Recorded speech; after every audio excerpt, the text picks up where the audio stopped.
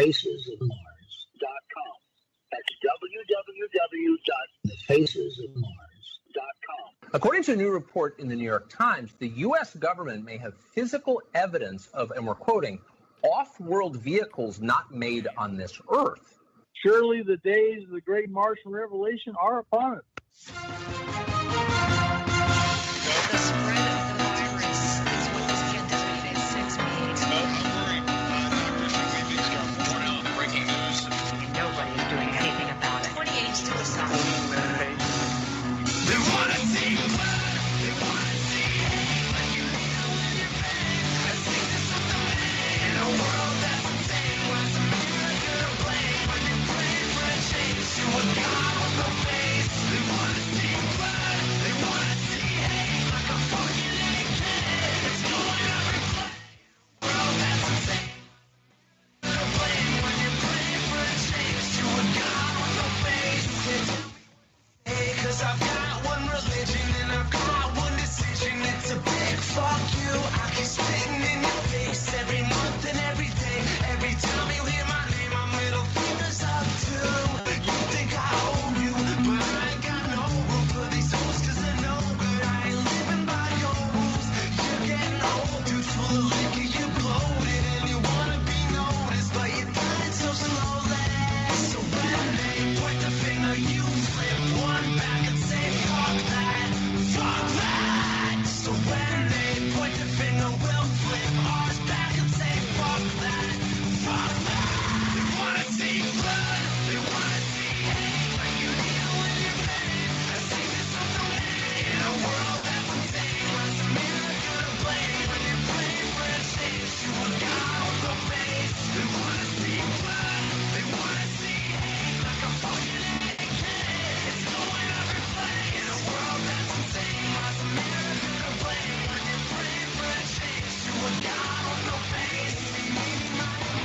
Each one of you's gonna know that your time is coming soon, 'cause there ain't enough room in this world to us through. Yeah, I hate to break the news, but I'ma break it in this music to let the world know who you've been using, who you're abusing. It's the shit that you're fooling, but you know that you're useless. Always acting so ruthless, deep inside you're just ruined. 'Cause I'll keep on moving here to show you the truth, bitch. So when they point the finger, you flip one back and say, fuck that, fuck that. So when they point the finger, we'll flip ours back and say, fuck that, fuck that.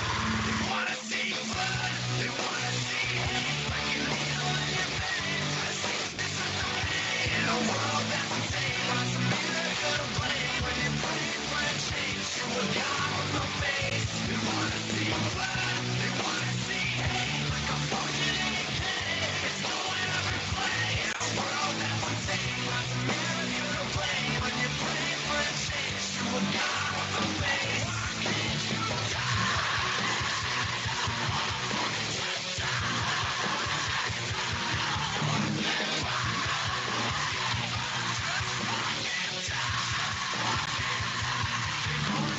blood, they wanna see hate, like a needle in your veins. A sickness with no name in a world that's insane. Why's America to blame when you're praying for a change to a God with no face? They wanna see blood, they wanna see hate, like a needle in your veins. A sickness with no name. So when they point the finger, you flip one back and say, fuck that, fuck that.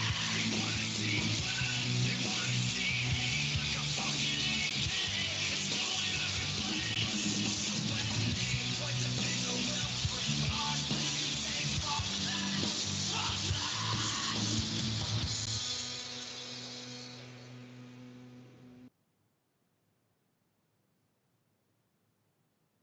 Oh, ain't that right? Fuck that! But is America to blame? Good evening, ladies and gentlemen, boys and girls, and all you ETs out there in the bite waves of the internet and wherever you're at down through time monitoring this show. I'm Gary Leggiere, the Mars Revealer, known also as the Mad Martian. I would like to welcome you all to the Martian Revelation that is upon you all again now. Welcome to the Bazaar. And today is November 14th of 2020, or the 15th, depending upon your time zone as this airs through time. And you're listening to this broadcast through Global Enlightenment Radio Network stream and also through the Martian Revelation Show YouTube stream live at www.thefacesofmars.com. That's www.thefacesofmars.com. That's right, which everyone knows your defense for the war which we all fight against the evil dark mission is, who are all leading you away from the light and the truth and manipulating you all instead to help you open your wallets and your pocketbooks to only join their dark side and special clubs and their special subscriptions that only allows them more power to continue to mislead you all and to steer you all away from the truth that they themselves now wish to face or even admit to. Hell, let alone even talk about. Yeah, UFO Diaries. Faces on Mars. Cover-up controversy. Down through time. Huge conspiracy. It is a conspiracy. Okay. But the Martian Revelation is, however, 100% listener supported, with no special clubs or any special subscriptions to join. So if you're a listener, please help support the Martian Revelation Show again, which is your only defense for that war which we all fight against the evil dark mission is. And we're working with the goal each week to bring you the truth one show at a time. So please share the facesofmars.com link. And I must also ask you all, though, that you please donate to the show with anything that you can afford by clicking on the big red, white, and blue American donate button at the top of the show page to allow it to continue being here for you down through time. As it is because of you, the listener, of which makes the Martian Revelation possible to be brought to you all back through time. So your listenership and your donation support actually counts, and it helps us all to not only fight, but to win against those evil dark missionaries, as well as to secure a future which we all could literally make the Martian Revelation our reality. By what? By making our fate, especially now. But you know how else you can help make our fate? Is by advertising or sponsoring this show. You could advertise your business, your products, your books, whatever it is that you would like to advertise. Or even if you have a message that you would like to have advertised on this show, heard all around the world and kept in the archives as well, where it will always be heard. And those archives are hit constantly. But no special clubs or special subscriptions. So if you'd like to advertise on this show and sponsor it, you especially need to jot this down, marsrevealer@gmail.com. marsrevealer@gmail.com. That's my email. And using that email address of marsrevealer@gmail.com, you can send me messages, questions, music, or artwork, or guest requests, or even if you wish to request to be a guest, or anything else that you would like to speak to me about. Especially if it has to do with any old yet new image data showing other faces of Mars taken by the Viking orbiters from 1976/82. That was seen in a video that's also seen on the facesofmars.com page called UFO Diaries. Yeah, UFO Diaries. Cydonia, discover the Earth-Mars connection. It's only a 22-minute long video, and you'll be very surprised to see there's more than two-thirds of it. One Richard C. Hoagland, who is also the same person who encouraged me years ago to investigate into these images and to that video. And the dude is serious legwork, because I'm just too swamped at present. That was his exact words. Now, down through time, we're more acclimated. We understand what that means. Was Trump trying to drain down the Patriots, the swamp? The dark side, the bad guys, the controllers, the ones that want to keep us down on the farm. So Hoagland was telling us in code back then, he was too swamped at present. He's part of the swamp, which does not want the secrets out. Again, and upon my follow-up investigations and that, getting to the producers. The fascination of the Faces on Mars for me, and my fascination with Richard Hoagland, who's been the big mover and shaker in all of that. The investigation led back to him, and then all of a sudden he wanted it stopped, to derail it. Not just derail it, but try to derail me, to destroy my life and this show. To prevent you all from seeing and knowing about the truth, or even just asking questions. No matter what still the truth is, Questions need to be asked and answered to get to the truth. Not what you think you know, or what you think you want to know, or what you think the answers are, or to steer people in a certain way to think the way that you do while asking for special clubs and special subscriptions, and not allowing what the people would really want to ask basic questions to get the truth of? Well, I'm suspicious. We got them from Hoagland, we got them from NASA, and there you are. I mean, one of them's going to say, yeah, those are ours. Which are our pictures. It led back to him. So when I say NASA, I want to be very clear. I'm NASA and you're not? And that's what the acronym stands for. The great mystery at this point seems to be if the Enterprise mission and its colleagues can find all this and so much more, then why can't NASA? Or is there something more? Is it possible that they have seen what we have seen and also understand what's really there, but have a reason to keep silent? He says to stop further investigation into mysterious pictures. Damn it, are you fucking with me? Mr. Hoagland says they are evidence of intelligent life. You need to get more down in the weeds and look at some of the weird stuff going on behind the scenes around it. Those faces of Mars that are seen in that video are not seen in any NASA public archive, especially for Viking, as it literally took me a year and a half to process the Viking orbiter archives, and they're not in there. But the thing is, long story short, the producers, Charles E. Selye of Once Grizzly Adams Productions, God rest his soul, and Leggiere Shackelford had stated that Richard Hoagland provided those images. I mean, Mr. Selye in an email wrote to me, too. These files came from Richard Hoagland. Why would he be needing them from us? Especially after all this time, I add. Since that video was made, it was released in '93. That means Hoagland provided them with those images before '93, at least. You know, a lot of people will think that your conspiracy theories make you stark raving mad. Well, I'm suspicious. I'm NASA and you're not? So check out that video and check out the faces, images that are in that video that I'm on the hunt for. So if you're someone who works on the inside that knows about these images, The faces on Mars. or has access, or knows the information that could guide us to where they are, you can remain anonymous. Your anonymity will be respected and upheld, and we all respect you and commend you nuts for doing so in advance. I could be and will be your public sector. You can remain all of our private sector. Or even if you have any other knowledge of any other, even modern space imagery that shows very implicating things that we the people have a right to see and to know about, and that we should know about what's really not just on Mars, but anywhere in space. Even if you're for an international space agency who hears this show, which I know they do, especially in Russia and Europe, the commie Chinese, I don't want none of you.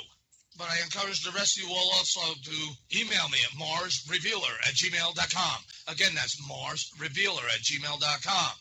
And just remember also that if you're listening to this show, then remember that you are the resistance down through time. So we got an interesting show for you all tonight, as we're going to have on Anthony Zenda, a Generation 6 NK Ultra Super Soldier. So that'll be interesting in itself. But we're going to be getting into some news before that. So can you believe it? The position that we are in now as a country, as a nation, for its continuity, let alone as a nation in space, to create and enforce the infrastructure that will lead us and usher unto us all the Martian revelation, is under serious threat. As you all know, the commie craps, as well as their commie cohorts, the lamestream media, have called the shots that Vice President Joe Biden is now president-elect.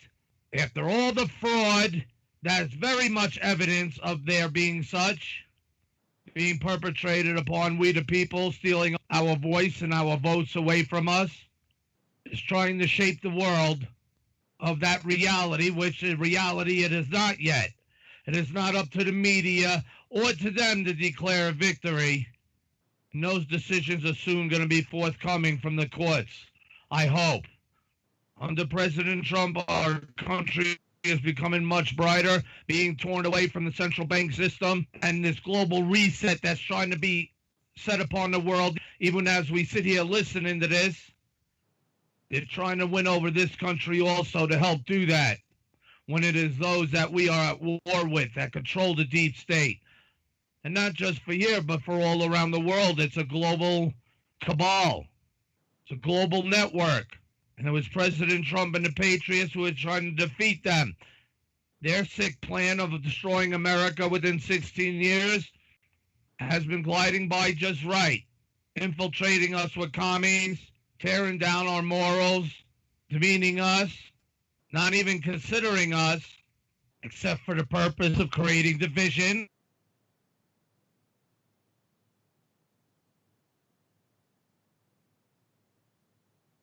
And what this nation is and who do we, the people, really represent, based on the plan to where the commie Chinese were to lead the way for this new world order they so earnestly want to create. President Donald Trump is in the way of all that. And he's right when he says they hate him because they want us. And he's between us and he's in their way. So now that the con job has been done, I'm hearing many things that, this election could have been a sting to show and prove ultimately where everyone could see clearly that they committed fraud and that the lengths that they will go to hold on to their power and bring us into this sick transition to this sick new world order by destroying America, selling us out to those international collaborators and cooperators of deceit and un-Americanism to lead us to our downfall, which there are so many that seem to want to fall into that pit, thinking that they will be left untouched by those forces and powers that be of this world, like they'll let them live once they take over. All our lives here as American citizens are under threat. Our way of life, our history, our future is being stripped from us, from these people who are so angry because they want the world of which they want to usher in, which is not a world of which we the people want to embrace. We have fought time and time again against forces like that who wanted to bring this world to a place and a vision of which would only create and be a living hell for everyone else on earth. A communist totalitarian system based on a global new world order, agenda and plan. And we the people must not accept that. Right now the space race is on. That's the high ground. That is the place that needs to be secured to ensure that control of the surface of the earth can go to the one who controls low Earth orbit as well as cislunar orbit as well as beyond space. And that's one of the greatest serious threats that we face, let alone from what's being done to us now, to our votes and having our Constitution stripped from us as if it was just toilet paper. Now, that's a point that you all have to focus on, is because that America's place and lead in space is strong, and we have dominance there, but it is not without being unchallenged. But now with this new commie crap treasonous rat bastard, Joe Biden, who they want to call the president-elect, after he had already said in the debate with President Trump when he was asked by Wallace if he would tell his constituents to calm down and wait to see what those results would be of the election, that it would be called legally. He said yes. But no, they rushed immediately to declare victory. And they're having their plans that they've had laid out for years, and even more so now, on where they want to lead us. We already know they want to take away our Second Amendment, take away all the weapons. It'll be easier for all the commies, the UN, and the commie chinks to come on in and put a bullet in our heads. You think they don't know that we, the people who have definition and understanding and a taste of a knowledge of what freedom is, that could define it, that they're going to let us live to transition into their global dystopia? President Trump knows how important space is, that we must focus very hard on now to secure, even with all this strife and everything going down on the ground, and this war between the commie craps and the un-Americans of this planet, space must be secured. And President Trump had helped create the Space Force. He brought it forth where it's not a new idea. And his vision and in his lead in space to build that infrastructure for then the rest of the world to follow along that infrastructure will be able to bring us and usher in the Martian revelation. It's all under threat. Remember, the race is on, and it's not about exploration. It's not about gaining scientific knowledge to pass on to the earth. It's called getting dominance of the high ground, because he who controls the high ground in space controls Earth. And in these dealings with this treasonous rat bastard Biden, who is not the president-elect, he's a traitor, but I'd rather have the crimes be coming out, that they have be arrested for the things that they have done. We've all been waiting for that for how long? For them to go to Gitmo. Not no normal court process, but by military court tribunal, so where then they can hang or be fired upon by a firing squad. But if that doesn't happen, what does we the people do about it? We just sit back complacent and allow them to do what they're doing to us as if it's okay and that we don't have a voice, we don't have a say, we don't have a right? Well, that's exactly right. You have no rights under these people. They're dictating to you how they want you to think, live, and breathe. Literally. We're not going to put up with this crap. Remember, during World War II, the Nazis invaded Russia. The Russians didn't put up with that crap, and millions were slaughtered. But at the moment, President Trump is still your president and mine. And I hope this is a big sting to allow all the world to see, especially we the people, the things that they have done, the lengths that they would go to, and that would bring out the opportunity for everything else that they should be charged and hung with to come to the forefront so that people can see for themselves instead of being told. And now, by the things that we are seeing, it's not really that far-fetched. How media could be even construed to their advantage, in their control, to control us, to lie to us. Look, there's a 1 million man march today, MAGA march. And what happened? They're trying to censor that all over like it's not even happening, though it is. Those organizations need to be burned to the ground as well, by force. Since courts obviously also really have limited strength and powers of demand for how people ought to act lawfully, and they're breaking those orders, and what does it come down to? It comes down to we the people. Upon militias, upon the Constitution of what endows us with the right to act against tyranny and threats, foreign and domestic. We must secure this nation back. Hopefully President Trump's on that, we'll see. Because of an American life under Joe Biden, we may not make it to 2024 for President Trump to try to run again. It'll be too late. They're going to immediately undo the things that he's done. Immediately go back to the commie deals that they made where they sold out America and made millions. To sell us out and to destroy this nation, to put it under the control of the commie Chinese and the one world government of the UN? Who are you bullshitting? You're not going to do that to me while I live and breathe. I know there's millions of other Americans that feel the same way. What are you going to do, lock us all up for thinking what I'm saying? That's just the harsh, cold reality of the times we're in. Our very existence as a nation and a people is under threat.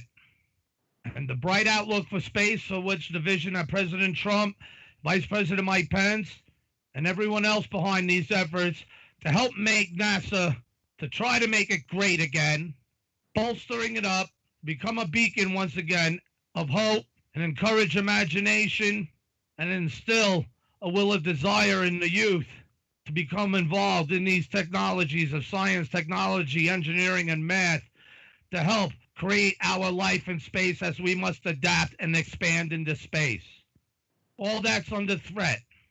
It'll be continuing to go nowhere because that was the plan before, to destroy this country. So why would they have want to go somewhere as a national space agency being controlled by the commie crabs and those who sold us out to the commie Chinese and the New World Order globalists of the central bank cartels? They were collaborating and cooperating all our technology and knowledge away from us, giving it to them so that they have the better chance than we do for the dominionship of the high ground of space. Am I bullshitting? Well, it's kind of funny from November 9th, and it's not funny, it's sad. It's funny in a sad way. NASA Chief Jim Bridenstine says it's in the best interest of NASA for him to resign rather than work for the Biden administration. You know, I'm going to be honest with you, and listeners to this show could appreciate it. I poke at Bridenstine. I'm not a big fan of him. But after what he's saying here, even by this article, without reading it, I felt there's an air of respect I'm having for this individual. Because he knows where the presidents want to go and where he wants to help bring NASA as well. To help achieve to what once was lost is now born again, showing so much potential and promise and a working vision, just to go backward again for the Biden administration again. They were all out to destroy us. They destroyed our space administration. They destroyed our hopes and dreams and heritage by selling us out. So in my mind, just by that article title, why would Bridenstine work for Biden? So I got to apologize there, Mr. Bridenstine. I misjudged you there. But let's read the article. NASA Administrator Jim Bridenstine said he would not stay on as head of the agency under a Biden administration, even if asked by the president-elect. Again, he's not the president-elect. Stop saying that. That's lies. That's deception to we the people. But Bridenstine, who's a Republican, represented Oklahoma's 1st congressional district before President Donald Trump appointed him to NASA's top position. But he stressed that his plan to step down is not based on party affiliation. No, of course not. But rather, Bridenstine said he would do so to ensure that the next leader of the agency could be someone with a long-term relationship to Biden. Yes, another traitor that helped sell NASA out, that helped sell us all out, who's familiar with Biden and their long-term relationships of fucking us all these years. Come on, let's be frank about this. But the right question here is, what is the best interest of NASA as an agency, and what's in the best interest of America's exploration program? Bridenstine told Aviation Week. Exactly. For that, what you need is somebody who has a close relationship with the President of the United States. You need somebody who is trusted by the administration. But again, Bridenstine, he is not the President of the United States yet, unless this foolery allows him to be put in without with your people putting up a fight. But this is funny also. You need somebody who is trusted by the administration. What, NASA for those years, they had the ones Biden and all them had put into office and the other commie crap and other traitors over the years that the administration would trust, because it would be going back to the old status quo, selling us out, destroying our American space program, hope and dreams and heritage, selling us out to the commie Chinese and international collaborators. And this right here is the underlying secret, I believe, right in your face, of why he not wants to be part of that administration. Because he's not one of them. He doesn't abide by the way they conduct themselves. So him walking a tightrope politely declined, it looks like. And he's also telling us on that same thought, the other side of that same coin, is that the Biden administration obviously would not trust him, and vice versa. But he continues, I think that I would not be the right person for that in a new administration, he added. Since Trump tapped Bridenstine to lead NASA in April of 2018, the agency announced this Artemis program, which I'm still not a fan of, but which now aims to send the first woman and the next man to the moon by 2024. Hell, why not send a trans-testicle? I mean, that's what you're really going to prop up there. That's what these commie craps want. But the program also aims to establish a sustainable human presence on the lunar surface by 2028. The last time people walked on the moon was in December 1972. But Bridenstine has also encouraged the development of commercial spaceflight in the U.S. During his tenure, SpaceX has completed its first crewed mission in partnership with NASA, the result of the agency's commercial crew program, which started under the Obama administration. The launch of Crew 1, the first routine SpaceX NASA mission, was scheduled for today, but it's going to go on tomorrow, on the 15th. Again, but that's like only a revamped Apollo. Well, maybe fitting an extra person or two. I mean, as great as that is, big deal. They should be all behind Elon Musk, big effing rockets, and putting their money into that to help launch that since this race that we're in. Obviously, even more so now. That's why President Trump also needs to continue on to help make and usher in that reality for us. If not, we're all done. But going forward, SpaceX and Boeing are expected to shuttle NASA astronauts to and from the International Space Station at least 8 times in total. Other private companies are also in competition to develop spacecraft that could land cargo and people on the lunar surface. Get on it! But while helming NASA, Bridenstine has also overseen the launch of the Mars Perseverance Forever rover in July and the OSIRIS-REx spacecraft's successful touchdown and sample collection on the asteroid Bennu. Biden's priorities differ from President Trump's in a few key ways, according to Reuters. Biden will likely push back the Artemis mission's timeline by several years. He is also expected to propose extending U.S. funding for the space station instead of handing control to private space companies by 2025, which the Trump administration had planned to do. Of course, stall any progress, you crooked son of a bitch. But Biden's administration will, however, probably continue to promote competition between companies like SpaceX and Boeing for spaceflight contracts. Not if it succeeds in destroying this country, you assholes. But the full details of Biden's agenda for NASA are not yet fully known. No shit. Wake up. But the false president-elect wrote in August that he hopes to lead a bold space program that will continue to send astronaut heroes to expand our exploration and scientific frontiers. You're so full of shit. Bridenstine said he's also optimistic for the future of space exploration under Biden. Really? I'm pessimistic, obviously, about it. But he goes particularly when it comes to sending astronauts to the moon. We're in a good position as a country. Yeah? Not until he and the commie crabs take over. But if you look at the bipartisan apolitical support that we have from members of Congress on both sides of the aisle, there is strong support for Artemis, Bridenstine told Aviation Week. And we all know that's bullshit. He's going to scale that back. Watch. There's other articles to come. And this one's from November 10th. Joe Biden just announced his NASA transition team. Here's what a space policy might look like under the new administration. President-elect Joe Biden named the members of his transition team for NASA on Tuesday, a key step in determining his administration's agenda for space exploration. Ellen Stefan, who currently leads the Smithsonian's Air and Space Museum, will lead the team. Stefan served as NASA's chief scientist from 2013 to 2016. Other members include Jadida Isler, an astrophysicist at Dartmouth College who studies supermassive black holes, Bhavya Lal, a space policy strategist who works with the White House Office of Science and Technology Policy, and Waleed Abdelati, another former NASA chief scientist. He served from 2011 to 2012, who's now at the University of Colorado. Aside from naming his team members, Biden hasn't yet released details about his plans for NASA. But based on the transition team's makeup, the Obama administration's priorities, and the 2020 Democratic Party platform, here are 4 ways Biden might approach space policy. As president, Barack Obama prioritized NASA's climate change research, funding missions to track planetary warming via satellites.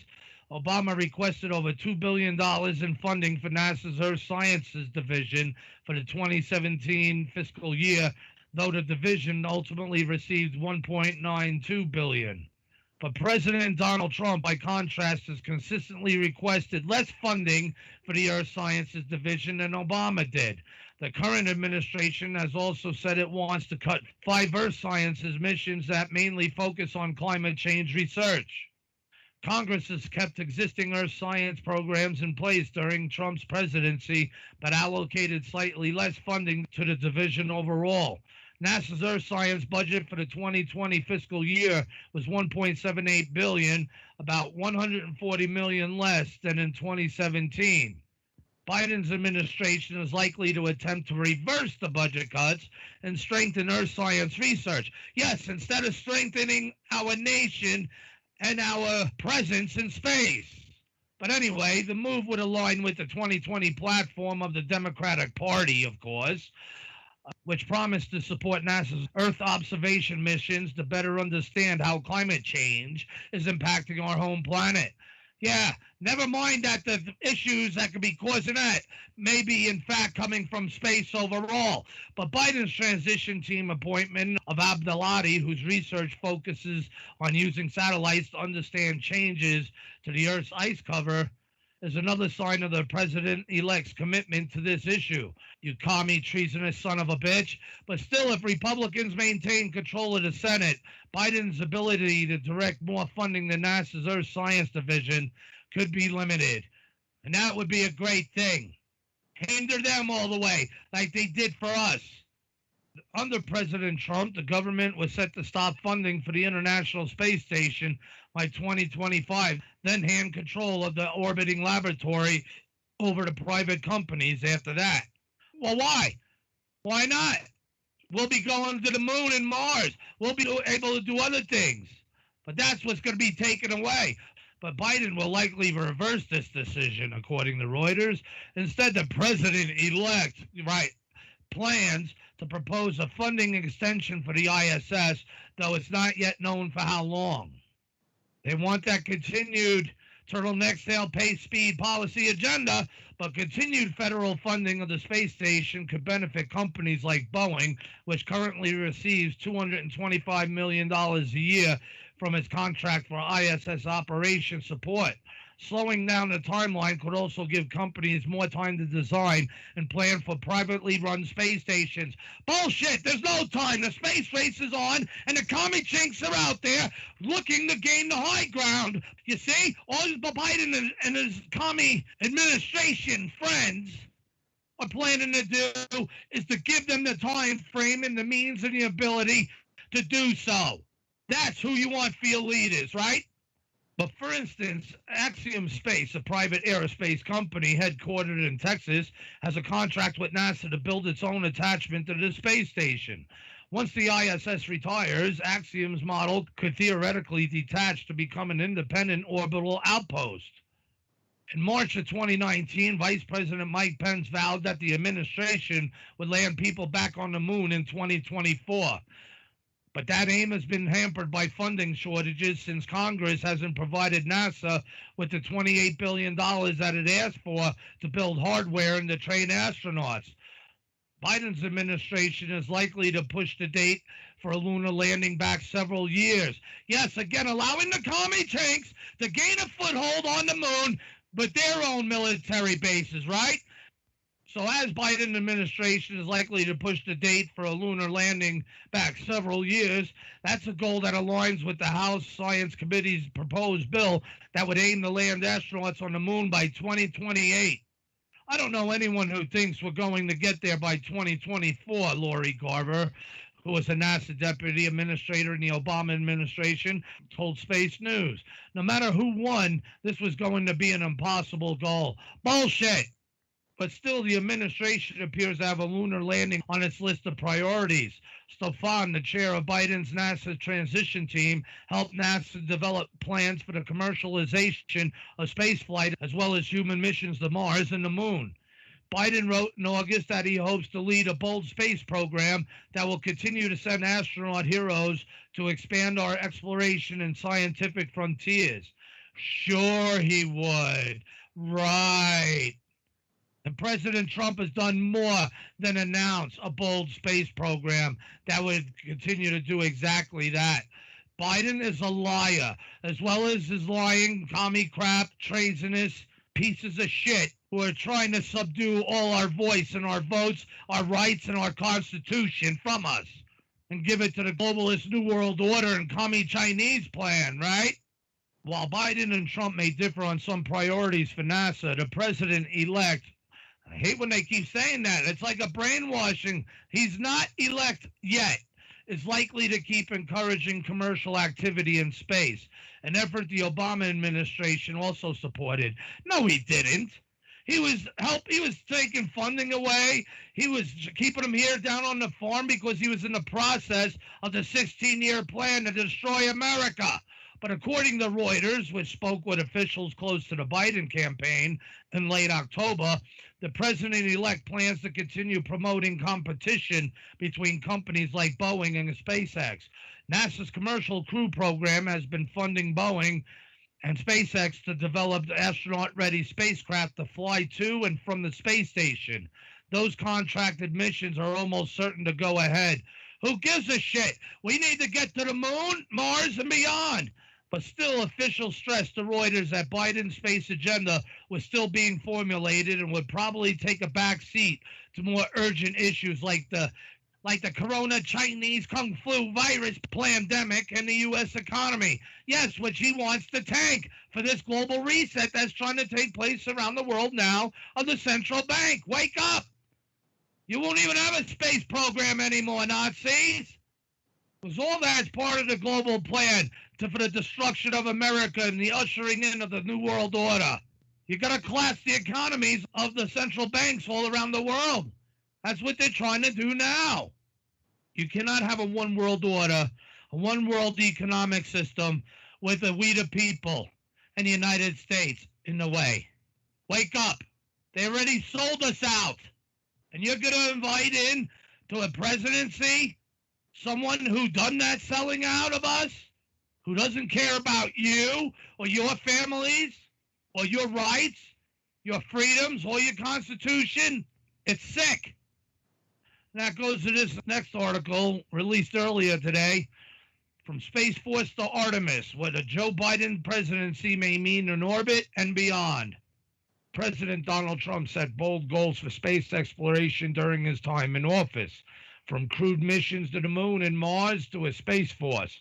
By contrast, his successor, Joe Biden, has been relatively quiet on space policy. In other words, he never did anything for over 45 years. So how is space exploration likely to change going forward with a Biden administration? It is clear that there will be change. NASA's current chief, Jim Bridenstine, has already announced he is stepping down, and we know that the U.S. human spaceflight policy rarely survives a change in presidency. That said, the amazing success of the crewed SpaceX launch to the International Space Station, however, means that the Commercial Crew Program is likely to keep running, taking the burden off of NASA. Yeah. Taking the burden off of NASA of something of which they should have had already established decades ago. But indeed, the first operational flight of the Crew Dragon by commercial company SpaceX is due for launch tomorrow, November 15th, or today, depending upon your time zone. It's just asked through time, with 4 astronauts bound for the ISS. During the Trump administration, NASA also committed to the return of astronauts to the moon in 2024 under the Artemis program. This is due for its first test launch uncrewed next year with Artemis 1. This builds on the Constellation program, which was implemented by Republican President George W. Bush in 2005, but was subsequently canceled by the Democratic treasonous Kurz, who is selling us out, President Barack Obama, due to its high cost and difficulty. What a pussy and a pansy, and what a traitor he is to this nation, only to give this nation back to the guy who helped him in all this shit. History will not go down as it has once before. We must make our fate. I'm crazy, though. But the only substantial clue as to the direction of a Biden presidency with regard to astronauts' flights to the moon can be found in a document by the Democratic Party entitled Building a Stronger, Fairer Economy, which none of them know what the fuck they're talking about. They were all out to help build a stronger demise of our economy and the world economies for this global reset they're trying to do now. The timing of it all. Get ready, we're at war, Americans. But in one paragraph, the Democrats state that they support NASA's work to return Americans to the moon and go beyond the Mars, taking the next step in exploring our solar system. Bullshit. You're giving it to the commie chimps first to do that, to get the supreme ground over us. You already sold us out. You ain't fucking with me. You're fucking with all we the people. You're a liar, and we're not going to make it easy for you. But no detail is offered on possible timelines. You think? We just hinted at that. But with international cooperation, you see, now a major feature of the Artemis program, it would be difficult for a fledgling Biden administration to unilaterally withdraw from the project. See, international cooperation. And that's going to make it difficult for a fledgling Biden administration to unilaterally withdraw from the project? No, he'll surrender it and give the prestige and the heritage under the others to our enemies. For example, Canada, the European Space Agency, and Japan are all partners in the construction of the Lunar Gateway, a lunar orbiting outpost designed to support multiple expeditions to the surface. Really? And how advanced is the space platform Gateway do they plan on having up there? Only to send a couple astronauts here and there? Not the bold vision that needs to be done to get on the moon, use that as a way station, assist lunar orbit, as a transition that could go to and from that gateway to the surface on a consistent manner that transportates people as well as cargoes. This has to be advanced and ongoing and much more than 4 people to be conducting, especially since they want to definitely propel that plan and use it, the moon, as a stepping stone onto Mars. That has to happen immediately. And don't you think that it will? But it won't be we the people who are leading that. The international cooperation that it will turn out to be will be in control of the commie Chinese and the New World Order globalists. So if it's designed, this outpost, to support multiple expeditions to the surface, I want to see the plans for that. Because you got to have other people up there doing normal jobs too, while all these other people is going on multiple expeditions to the surface. What's the space platform going to look like? It's going to be pretty big, much bigger than what we have there in low Earth orbit now is the ISS, and especially to house and create jobs for many people. This is where the economic system would thrive far beyond what we're even saying now. Once we the people make this part of our economy to make this happen, to make it unto the day of the Martian revelation is upon us, which it is now. But on that crazy timelines situation, where you must have faith, and we must make our fate. We cannot give up who we are. We cannot give up this nation. We cannot give up our freedoms, our imaginations, our dreams, our heritage to any globalist powers or any commie nations. That's why we must build the infrastructure ourselves. Hell, close all the borders and do this. This effort would make all of this happen, create so many jobs, build our infrastructure to space, have a real Artemis program and a consisting Mars program simultaneously. Again, we don't need the moon in order to get to Mars. We could do both. Both need to be done. But the program, Artemis, is also rapidly advancing research, particularly in terms of building materials, power supplies, and food production. See, you're going to need all these jobs up in there in space. Just this week, the European Space Agency awarded a contract to the British company Metallicis to develop techniques to simultaneously extract oxygen and metals from lunar soil. The Trump administration also pushed for a first crewed mission to Mars in the 2030s, a much more difficult task due to the distances involved. According to Elon Musk, bullshit. But the long journey would put astronauts at risk of high radiation exposure and psychological difficulties. Again, them deciding for what the rest of humanity can or cannot do when it's them who are putting their balls and tits in the seats and going there on behalf of us. These guys are the pessimists, not optimists. But other huge challenges include weight restrictions and communication times. Well, a fledgling fleet of 1,000 big effing rockets like according to the Elon Musk plan, that would be a great start for all those issues. But an independent report by the Science and Technology Policy Institute in 2019 stated that a crewed Mars mission in the 2030s is currently unfeasible. It is unlikely Biden will try to resurrect this anytime soon. No shit. I think the listeners of this show do not appreciate that reality, as I don't. But one of the more questionable implementations by the Trump administration was the formation of the Space Force, a branch of the armed forces in space. The move highlights that the U.S. views space as a potential war zone, which it is, rather than a domain of purely scientific venture. Exactly, which it also is. Just like it all is here on crazy Earth. We just have to adapt to it. And we must, for our nation's survival and for the sake of our future and ushering the Martian revelation. I'm crazy. Now remember, it was not Obama or Biden and their treasonous acts that was trying to create another military branch. They were out and they've already depleted the military branches we had here to weaken us for the commie Chinese and the globalist New World Order armies. Remember, that's who you put your trust in. For those that did vote for this clown, this treasonous, fraudulent clown, Biden. And he's dictating that he is already declared president, the winning of the presidency. Bullshit. It's not up to you or your commie propaganda, mainstream media outlets to determine who the president is. It's got to go through the legal route. And that's who we, the people, are waiting for and having faith that it ain't going to be you, Biden. We'll see. That's why hope is here.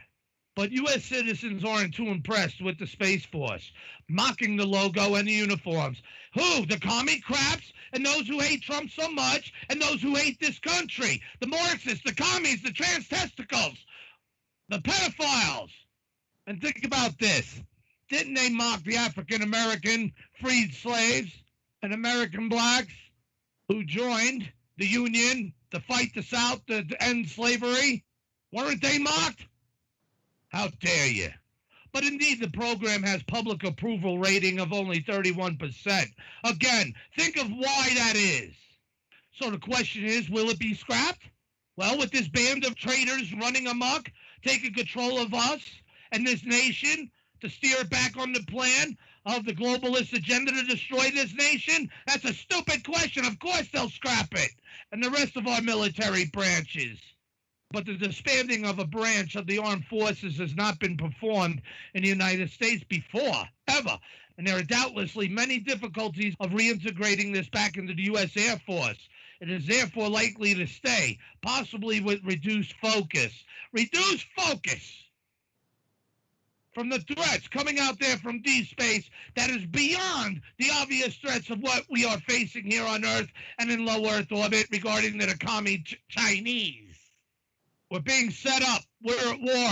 Americans, wake up. Stand up. But can we expect anything new? Biden has already pledged to sign executive orders that will undo most of the Trump administration's work in the same way that Trump did the most of Obama's work. Yes, saving us from what these traitors had did to us to sell this nation out, our jobs, deplete our military, demoralize this nation, disrupt the various races in this country to divide us, to try to create a civil war, to try to create World War III with Russia. That's why you were hemming them in for years with the missiles and all this shit. Yet collusion of Trump. When yet look who it is. The same people that you want back in power to continue to fuck us. I'm saying no. But the biggest indication of change is Bridenstine stepping down again. I got to commend him there. That was impressive. But when he was appointed in 2018, it was something of a surprise to the scientific community that he had no scientific qualifications, and he had previously indicated that he had doubts about climate change, which he changed his mind about when accepting the role. Yet he has proved to be an able leader of NASA. You know, I would definitely love to have him on this show. Crazy. But on stepping down, he said he wanted to let somebody with a close relationship with the president take over. Yeah, get all the snakes together. Easier for our slaughter. But who this might be is still a question, and it will depend largely on the new president himself. Most heads of NASA have at least a degree in engineering or physics, and in the past have headed a space center. This makes Jody Singer the director of Marshall Space Flight Center, Mark Geyer the director of Johnson Space Center, or Dennis Andrusick the director of Goddard Space Flight Center potential candidates, as well as the current Deputy Administrator James Morehard. The field is thought to be largely open, though. Biden has made it clear that tackling the climate emergency is a priority. Yeah, lowering everything, Green New Deals, while the world and China benefits, takes all those energy powers from us and it becomes an economic powerhouse far beyond us. Turn us into a third world nation that has to be subservient to the one world global order laws and commie Chinese lifestyles that we would have to adapt to. Orwellian, hell on earth in America. Bullshit. So while tackling the climate emergency is a so-called priority for this traitor, while this is likely to be focused on industrial pollution limits and renewable energy sources, it does suggest that space policy could be more focused on Earth observation missions, such as the GOES, Geostationary Operational Environmental Satellite Program. Well, there goes the neighborhood.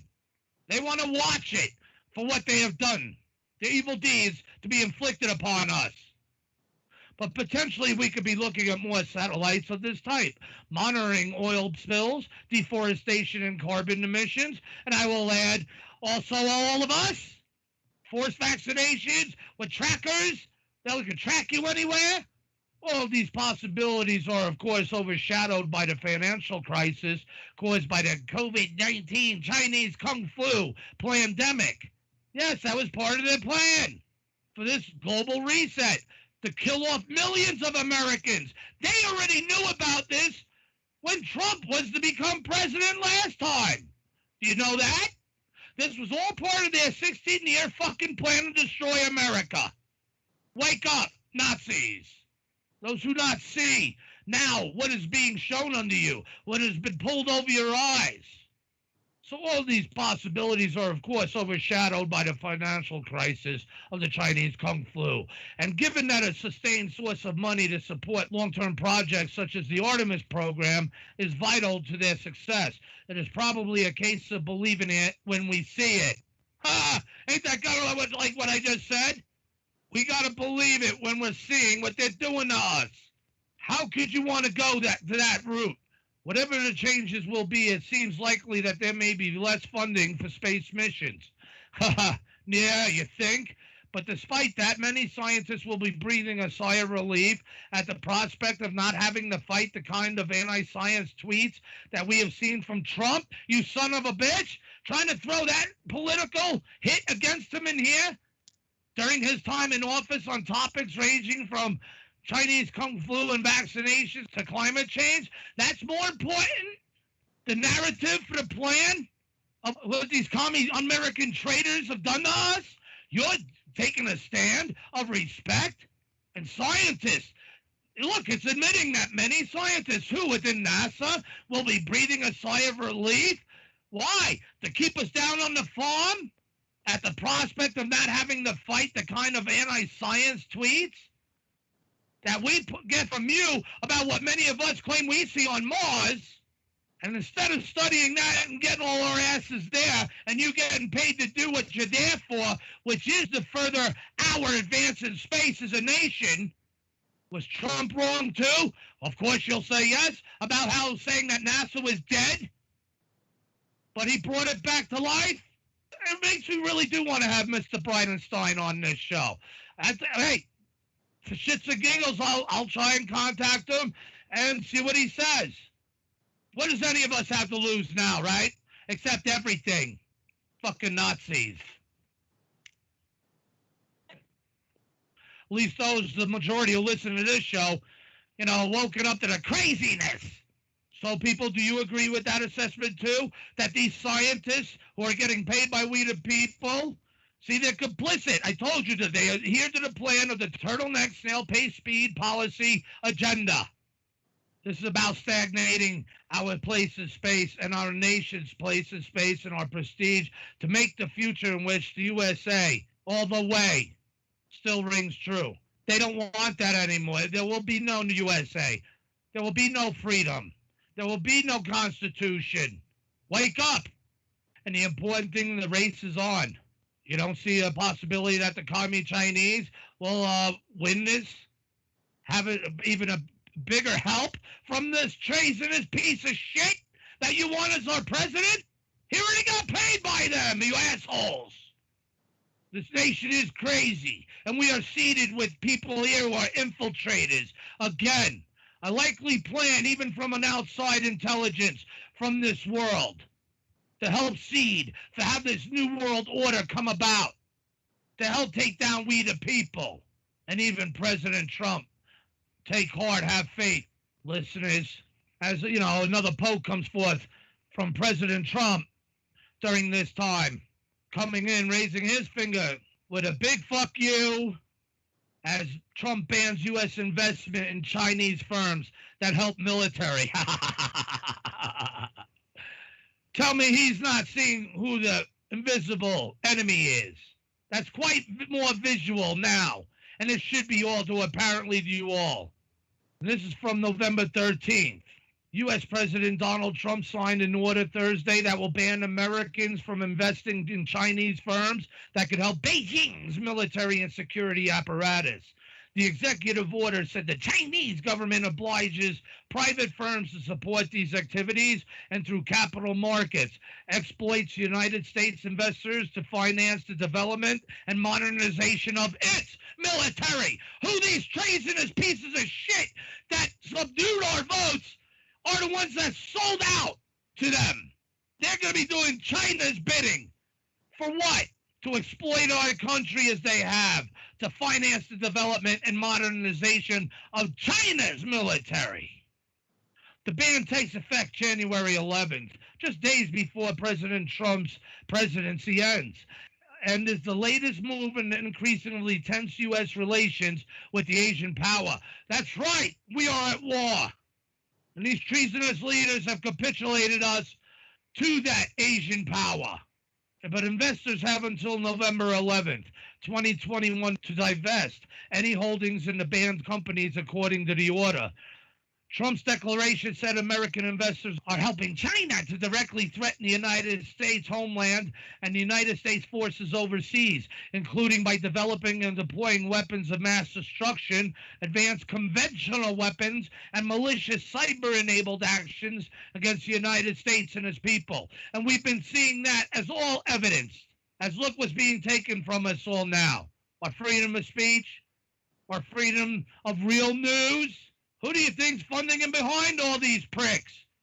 A statement from the National Security Advisor, Robert O'Brien, said the order will prevent Americans from inadvertently supporting Chinese military actions. The president's action serves to protect Americans' investors from unintentionally providing capital that goes to the enhancing the capabilities of the People's Liberation Army and People's Republic of China intelligence services, which routinely target American citizens and businesses through cyber operations and directly threaten the critical infrastructure, economy, and military of America and its allies and partners around the world, the statement said. So yes, he's standing there with a big fuck you, right, with his middle finger, deservedly so. Wake up, Nazis. See and stand for the president, who still is technically and still should be our president.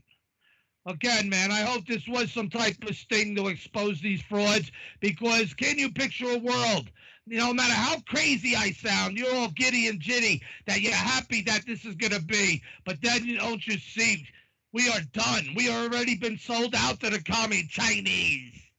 The prohibition targets 31 companies I'll say thus far, including telecoms, aerospace, and construction firms, according to press reports. Well, we know also what that traitor piece of shit is going to do if and when he gets in power to try to also unsign what President Trump had declared. We need real Americans and real patriots to stand up and fight against these commie Americans, even if they're in power. And the Constitution does give us that right to rise up against such tyrannical forces, against we the people. And they want that ignored as well. So either way, things are going to go down. But President Trump, the only way to go is up, as long as he is here leading this nation and maybe even giving him a third deserved term. It's been done before. It can be done again if we the people demand it. And where this is going, we are at war with China as well as an intelligence in space. Well, who knows? I'm crazy, but maybe my guest tonight, Anthony Zender, may be able to concur some of that statement. I guess it's a good time now to go to a break. Much needed, I'll say. I had more news, but I think, that was a good place to focus on. And with that being said, listeners, I would like you all to please go to www.thefacesofmars.com. That's www.thefacesofmars.com. That's right. And scroll on down the page. Check out the information about tonight's guest, Anthony Zender. Click on his website link there for Alien Contact Intelligence Organization website. Be sure to check out my buddy Larry Bowen's homemade meatballs. That's still a good treat for those who definitely love to pack them and smoke them on this show. And there's other things there to do on the page, yada, yada. I don't feel like running down tonight. I'm still kind of pissed off with it all, but I'm having hope, and I'm seeing that there's possibilities of them finally being exposed, being able to bring forth not just this, but everything that will enable to be brought forth of the crimes against us and of humanity that these treasonous snakes, scumbags, have been dying to not get caught when Trump and the Patriots has it all. Where are the arrests? Trust the plan. Well, it's a great plan at that point, but now the plan better be kicked in more in action for we the people to take part in that plan. So that's why we got to have hope. So, as listeners to this show can appreciate, we have a motto here: pack 'em and smoke 'em, because you're definitely going to need 'em when we come back on the Martian Revelation. I'll be back. Don't run. We are your friends. Imagine that everything the U.S. government has told you about UFOs since Roswell has been a lie. Imagine that in the decade after Roswell, the government attempted communication with the aliens and succeeded. And after that, in absolute secrecy, things had gone far, far beyond this. Now imagine that tomorrow, the whole secret program is going to fall apart, and every terrible thing is going to come out. All we have left now is a prayer. Morning Star Pass, the collapse of the UFO cover-up, a fictional but unflinching and terrifying look inside the UFO cover-up, the secret government that supports it, and the world of the aliens themselves, and then how the whole secret kingdom ends. Morning Star Pass, a book that pulls no punches and does not sheath the sword unblooded. Morning Star Pass, plunging boldly where no other book has ventured, captures the whole wondrous nightmare that the UFO experience has become, from bizarre experiments performed on helpless abductees, to horrifying mutilations, to beyond, to the world of secret government supported by its own secret police, to the aliens in their secret bases, and finally to the beckoning stars themselves. The book does this by placing the cover-up, humanity, and the Earth in a real cosmos, where humanity and its passions are a part of the universe, not an aberration on it. Then comes the fall of the cover-up, and a climax of violence and desperation to leave the human race facing the multi-hued stars with eyes open and seeking its place in them. The sands of time have run out for the cover-up, for against it, leading an army of investigators and warriors, comes Cassandra Chen, beautiful, driven, and doomed. Who can save her and us? You'll have to read it to find out. Morning Star Pass, The Collapse of the UFO Cover-Up by Victor Norgard. Get yours today. You can find this at www.firstbooks.com.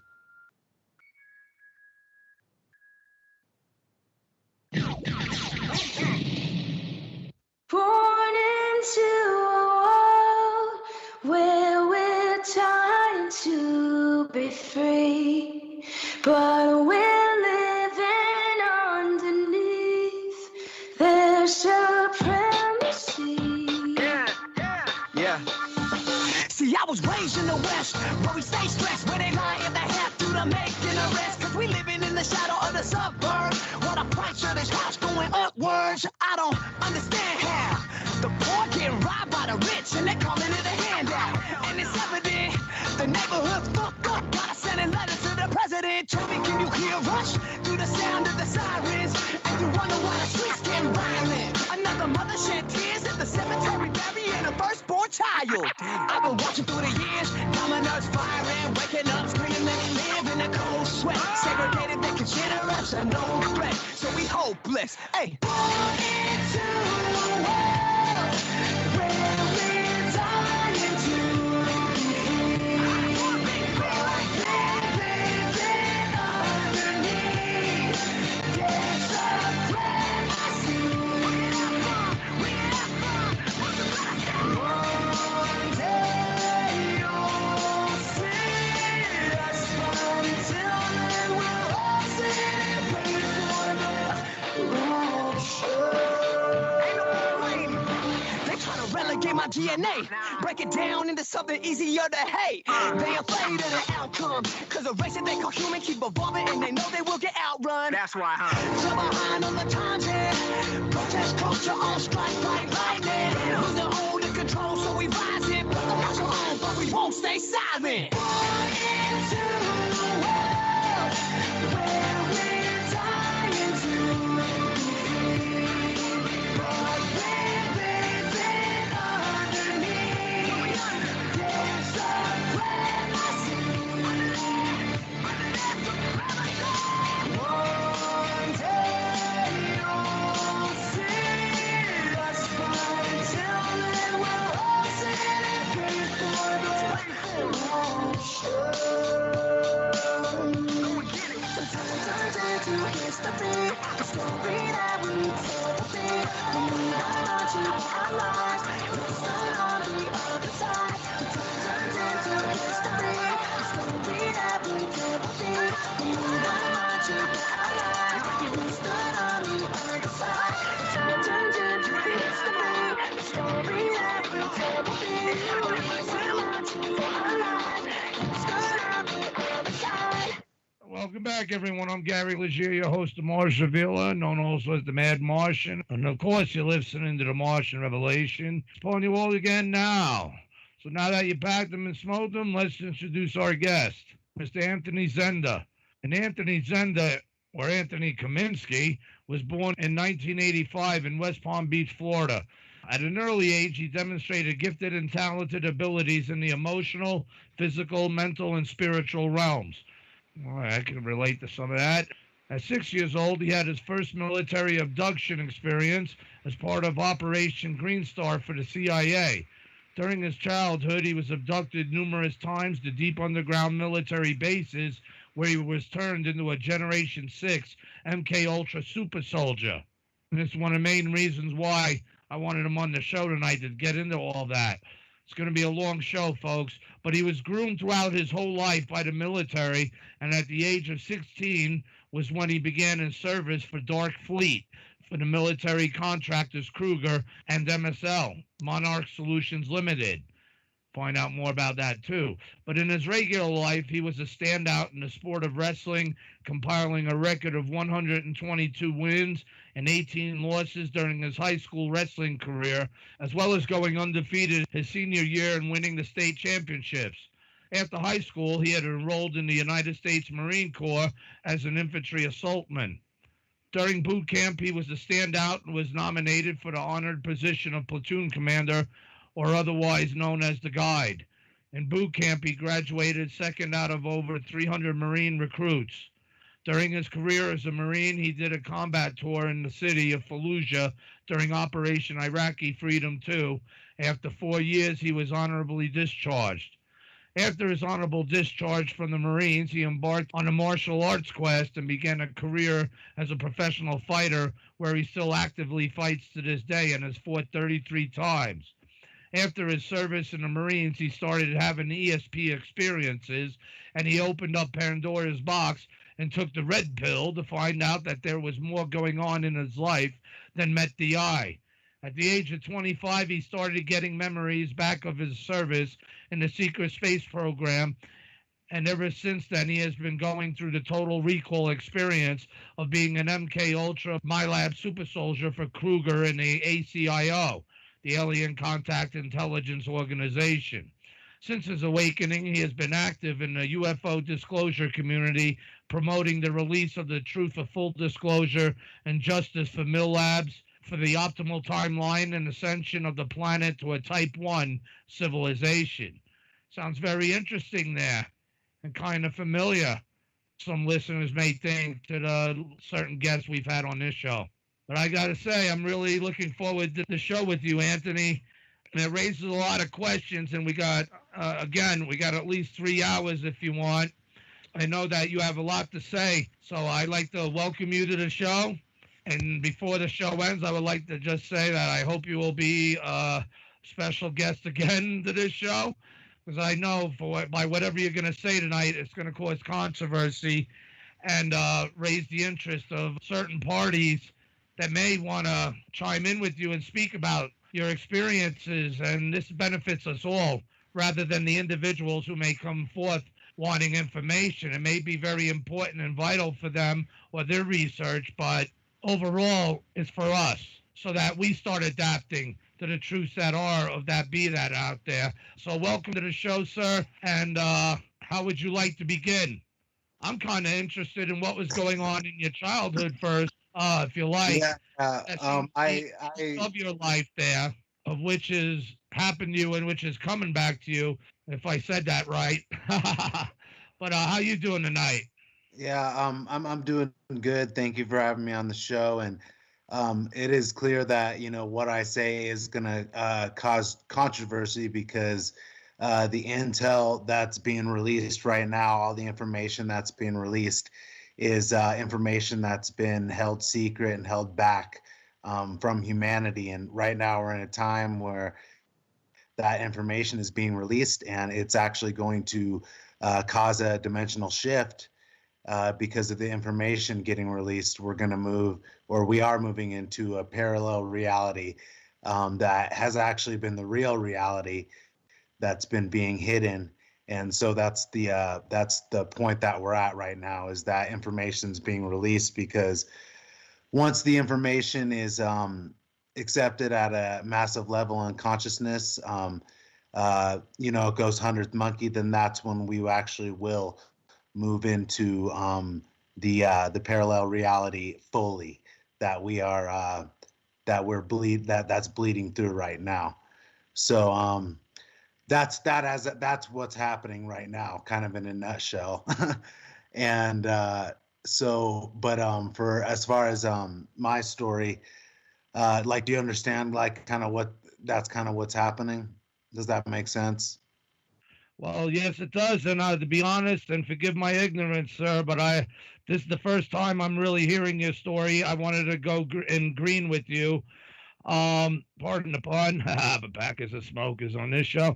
But the thing is, we have had so many over the years about secret space programs, and even many battles that conflagrated, especially on this show. Swords would cross, pun intended, more ways than one, right? But I'll say this, that each of them say the same thing, basically, of this Pandora's box that's opening up in regards to this technologies. I think overall, through all the various sides and various stories, we are all interested in that disclosure, and then trying to weigh it, if any semblances between them all that may have upon each other, that we could get glimpses of this promised disclosures of these technologies that are out there. Again, this is subject on many other various shows, even more knowledge than myself in this, as I come at this work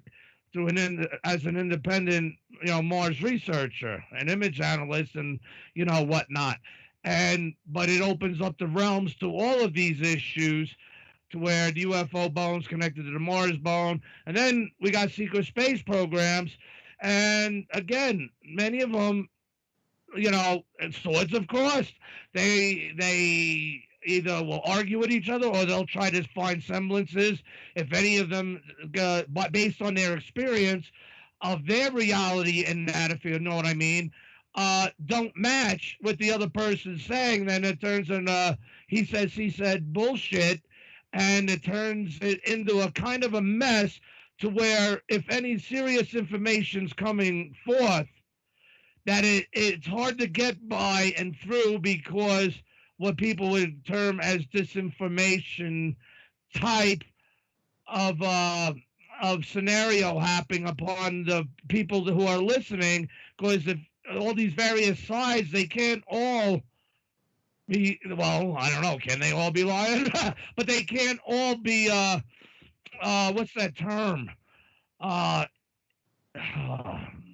didn't brain fart. I just can't get the term out of my head and in my voice, to where these subjects are being looked at, to where there's anything matching when there's infighting amongst these ones who have brought forth these disclosures.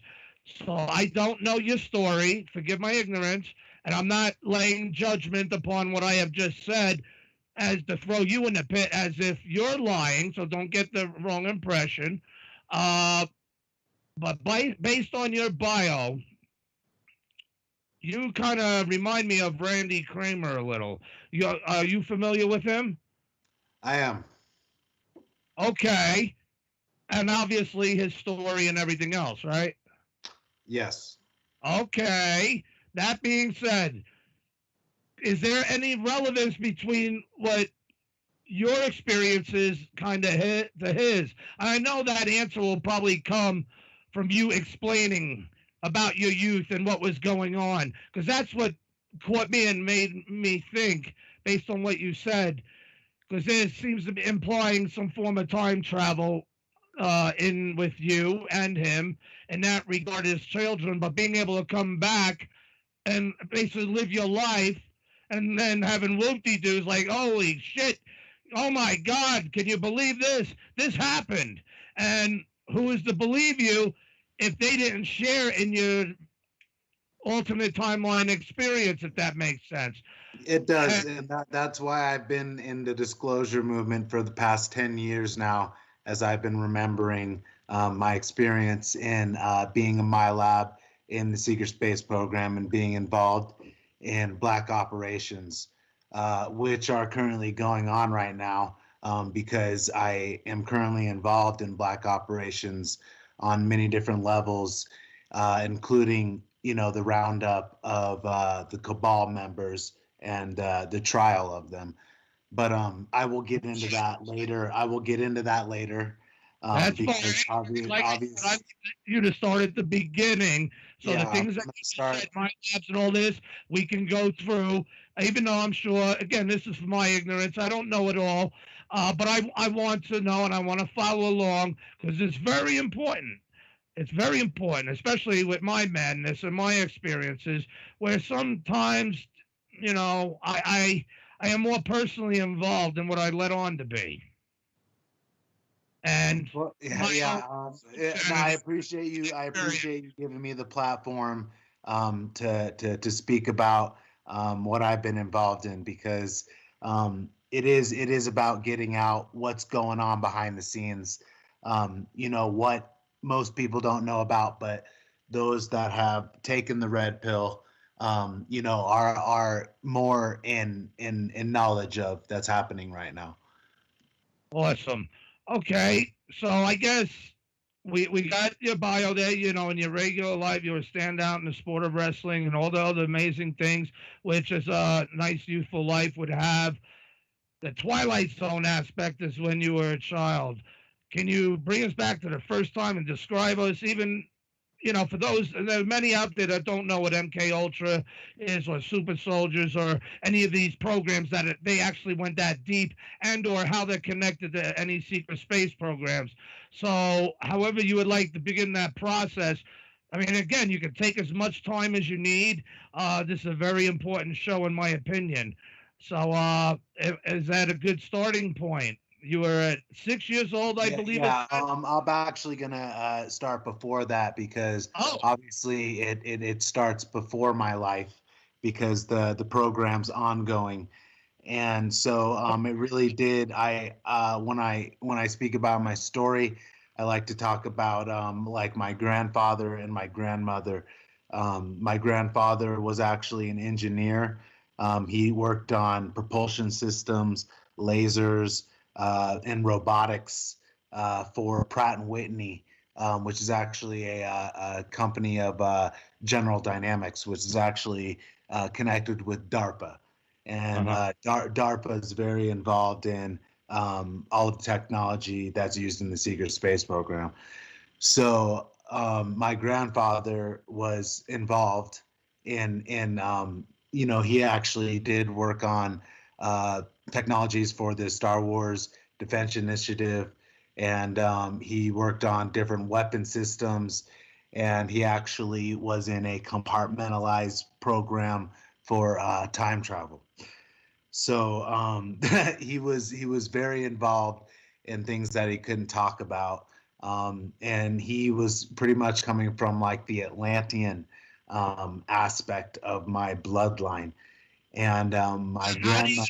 That though, how do you know all that though? Did he fill you in on a lot of that? Now, because you say that so securely, and being a child, I don't see a grandpa laying all that on your lap. Of course not. Okay, but the information comes later, obviously through recall and soul memory and just all the research that's done when one wakes up to being involved in being a super soldier, an MK Ultra super soldier, and being involved in the programs, which are obviously military. And so my grandfather, that's where my grandfather was involved in the military. And my grandmother, she's obviously a very involved healer. She's 84 and she still has a healing business open where she heals people through holistic healing. So that's a very unique bloodline and DNA being mixed there. So that is where where I came in as actually a star seed in 1985. Those are the years. 1985 is pretty much the prevalent year of star seeds coming in, obviously for the ascension process. And that was actually when you get selected by the government. The government knows who's who and what DNA they have, and then that's when they will abduct you into the secret space programs through a military abduction. Which at 6 years old, I had my first abduction experience that I actually remember, because in my life I was gifted and talented, and I was just very stand out in all of everything that I did. And at 6 years old was the my first abduction experience, where I remember what happened was a hand, a gray hand. I remember the dream of a gray hand coming and taking me out of my window. And so obviously I remember that memory. But later on, when you look back on all the things that you remember of being involved in abductions and whatnot, that was actually a screen memory. And I was actually involved in what is known as Operation Green Star for the CIA, where they do have the technology to place screen memories on the abductees to make them think it's an alien abduction.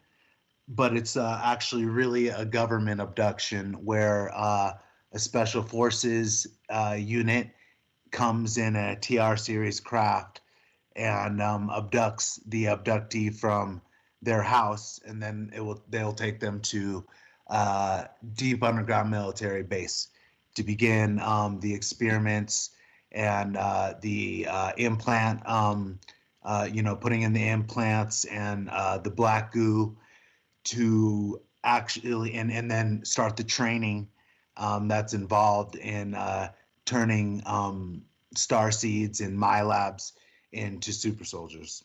So when you put that hand, you don't know it's an alien abduction, but what you're saying is obviously it wasn't, that you've overcome and adapted to that fact that it was this military guys instead, not aliens? Yes, that is correct. And for a lot of the cases, yes, there are alien abductions because, the reptilians do it, the Greys do it, other species do abductions, but the government does abductions as well. And but they will, most of the people that report abductions are actually abducted by the government. And so those are MyLabs. And I'm a MyLab, and I have my whole experience is returning to me, because I do remember the abduction, being at 6 years old, and then what happened after that was I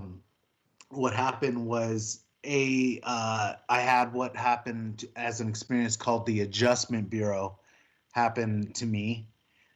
Because after I was abducted, I actually had a family of 3 brothers move into next to me and my mother, and me and my mom were just living by ourselves. But then these 3 brothers moved in, and they were all training to be pilots in the military. One actually became an F-18 pilot. One became an AV-8B Harrier pilot, and the other one, who actually became my stepfather. So others, you're saying others came into your life. You say brothers. I mean, do you mean that as a form of a physical? They were brothers. They were brothers, and they were German. They were all German, and they were brothers, and they were training to be pilots. And they would live by you in normal life? What's that?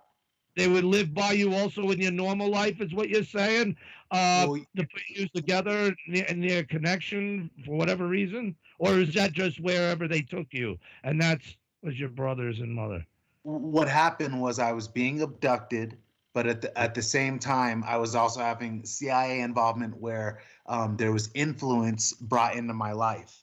And that's why these brothers were all training to be pilots. They're all German, and they were brought into my life because as children we would play around in a courtyard, and these brothers would come to play with us.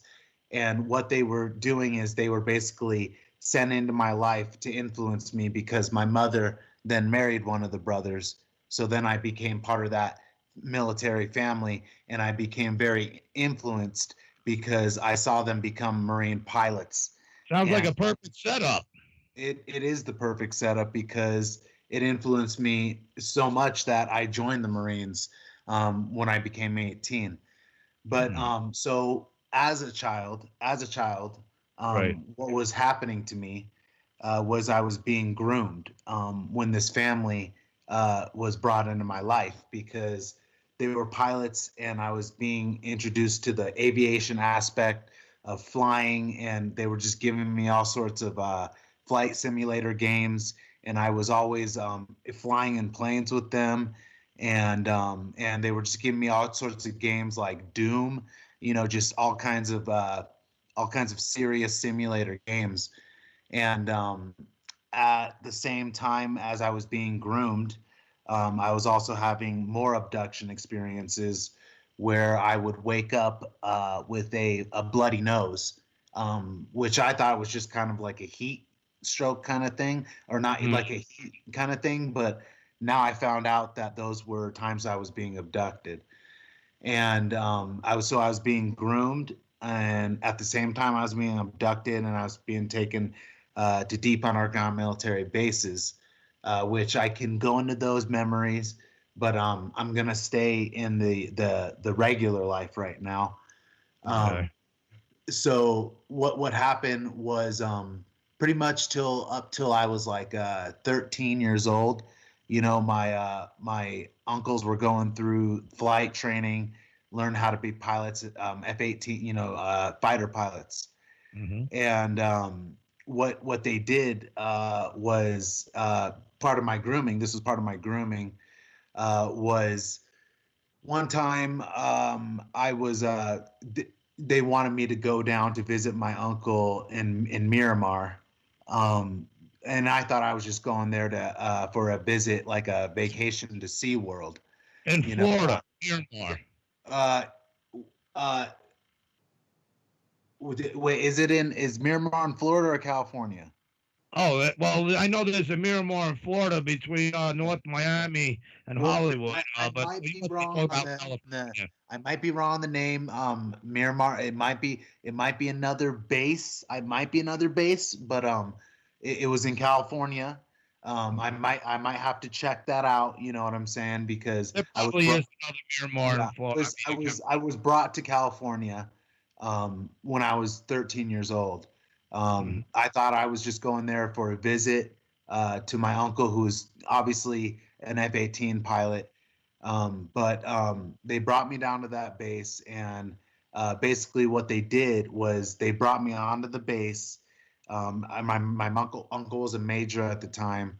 I just remember going onto the base, everybody saluting him, and they actually brought me back. They brought me to a simulator, an F-18 simulator. It was obviously a multi-million-dollar simulator. Obviously, only fighter pilots train in these things, and so I was brought to that simulator, and it was basically a cockpit out in the middle of a huge dome. And so they brought me into that simulator, and obviously after that point, I'd been flying planes with my uncles and training on flight simulators and just doing that up to that point. And so they put me in the simulator, and they let me fly it. And I remember them just saying, like, give him missiles, and they were letting me just fly it around. And it's interesting. They're training you to be at least to be a fighter pilot as well. It goes like, what happens is this all goes deeper. Everything that I'm saying goes deeper, because I can even get into that moment and how deep that goes, because what I was actually involved in, that program that I was involved in, is I was actually test piloting the F-35 at that time. I thought it was just the F-18, but I was actually test piloting the F-35 at that time when I was 13. They had me test piloting the F-35 Lightning II, the technology obviously ahead of time. So that's how deep that goes, for that. So what was that was when I was 13. Obviously there was all this military involvement in training going on, plus as well as the memories of being taken to the deep underground military bases. They were returning, where I remember being on experimentation tables where they were putting implants in me, and obviously the black goo, which is predatory pathological artificial intelligence, and what they do with that? That's an AI. It's AI that's put in. What they do? They threw it in your mouth. They make you swallow it, or was that around the devices, that the trackers that they put in? I mean, how they applicate? I actually have it. I'm pretty sure it's by injection. I'm not sure how they inject it into you, but it could be in many different means. But that is what they do to super soldiers. And as well as I remember the memories of being trained with children, also being raped. I remember being trained in telekinesis and other abilities. And these were all experiences I remembered in the deep underground military bases. What's that? Are you just telling us that they raped you? Yes, that is part of. Boy, people, if that doesn't fit the show, that's things we've heard. Go ahead, sir. Yeah, it is part of the MK Ultra training to actually create alters in a person's memory, and this gets into the deep stuff here of MK Ultra because what they're doing is they're fracturing the mind to create alters where each one of these alters can be programmed for a different task. And so actually there's a show called Dollhouse that's a very good show to because there are soft disclosure shows out there. I will be mentioning them all the time, but Dollhouse is one of them because they create alters to be able to program alters for different missions and different tasks. And so that is one of the things they do through trauma.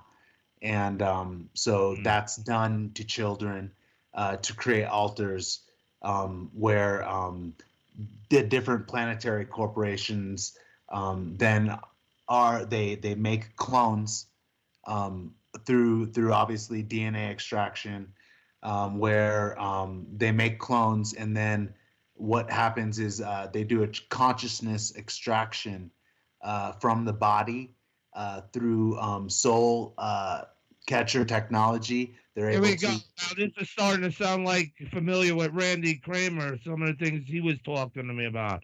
All right, go ahead. Right. And I'm just explaining the technology of how they're able to do this, because they abduct people and then they make clones of them, and then they extract the consciousness out of the body, and then they put the consciousness in the clones. And these clones are all augmented, cybernetic, and with femtotech, nanotech, all sorts of different abilities. And so that is how a super soldier operates. Is a consciousness is extracted out of the body, and then it's implanted into a super soldier body so they can go on a mission.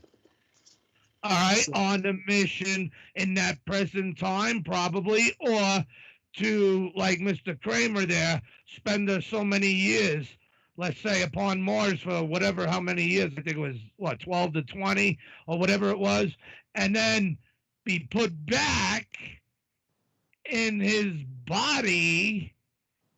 I forget how far from when they took it, because he lived a life while he was living that life. Now, my question to him, sir, and I think you'd appreciate this, and because you sound consistent here with that, you might be able to answer it better than he did, if you follow me. I'm crazy, so please forgive me there too. But the thing is, what happened to the body of the soul transference? Is it kept in any type of stasis? How does it live on having a life? At the same time, essence is out of the body, putting this other transhumanistic thing. Now, never mind fathoming the technology to be able to do it, but the concept, it makes sense. But what happened to your body, your main body, before you got your super new one?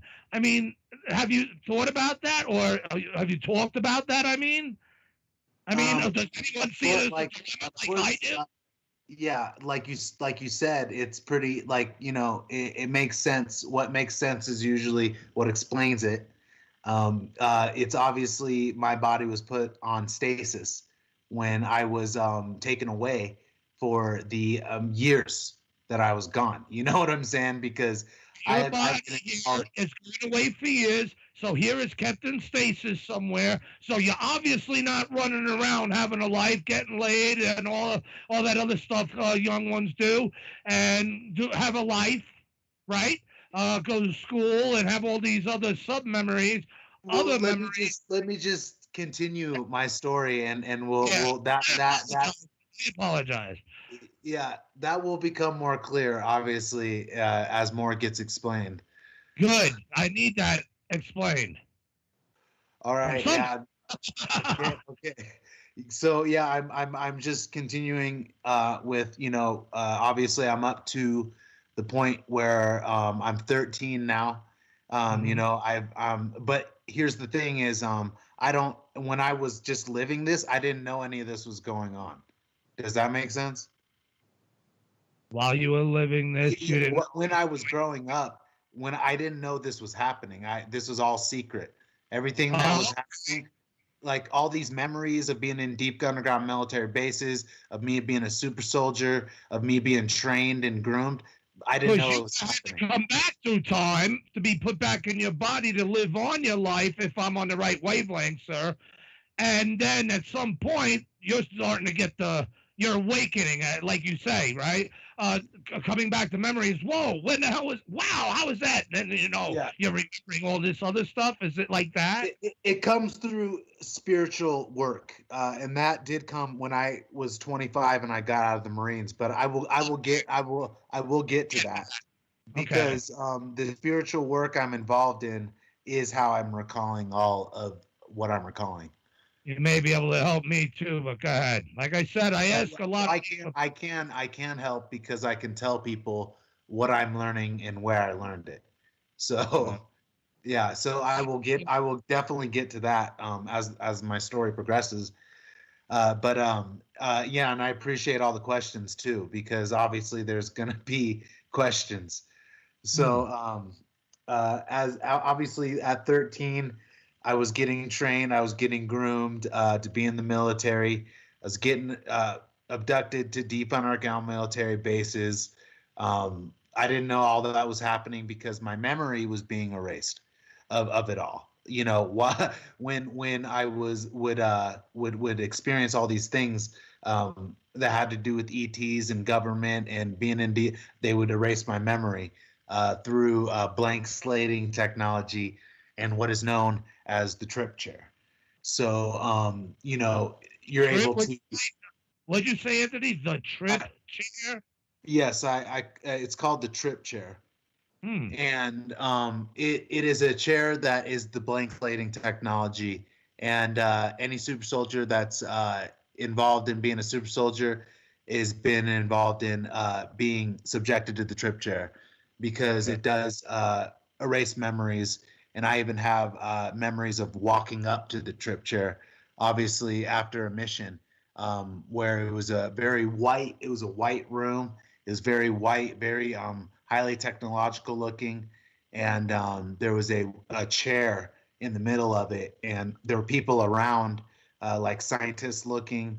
And I was, the chair looks like the chair in the movie Total Recall with Colin Farrell. I was just about to ask you that. Yep. All right. Yeah, that's what the chair looks like.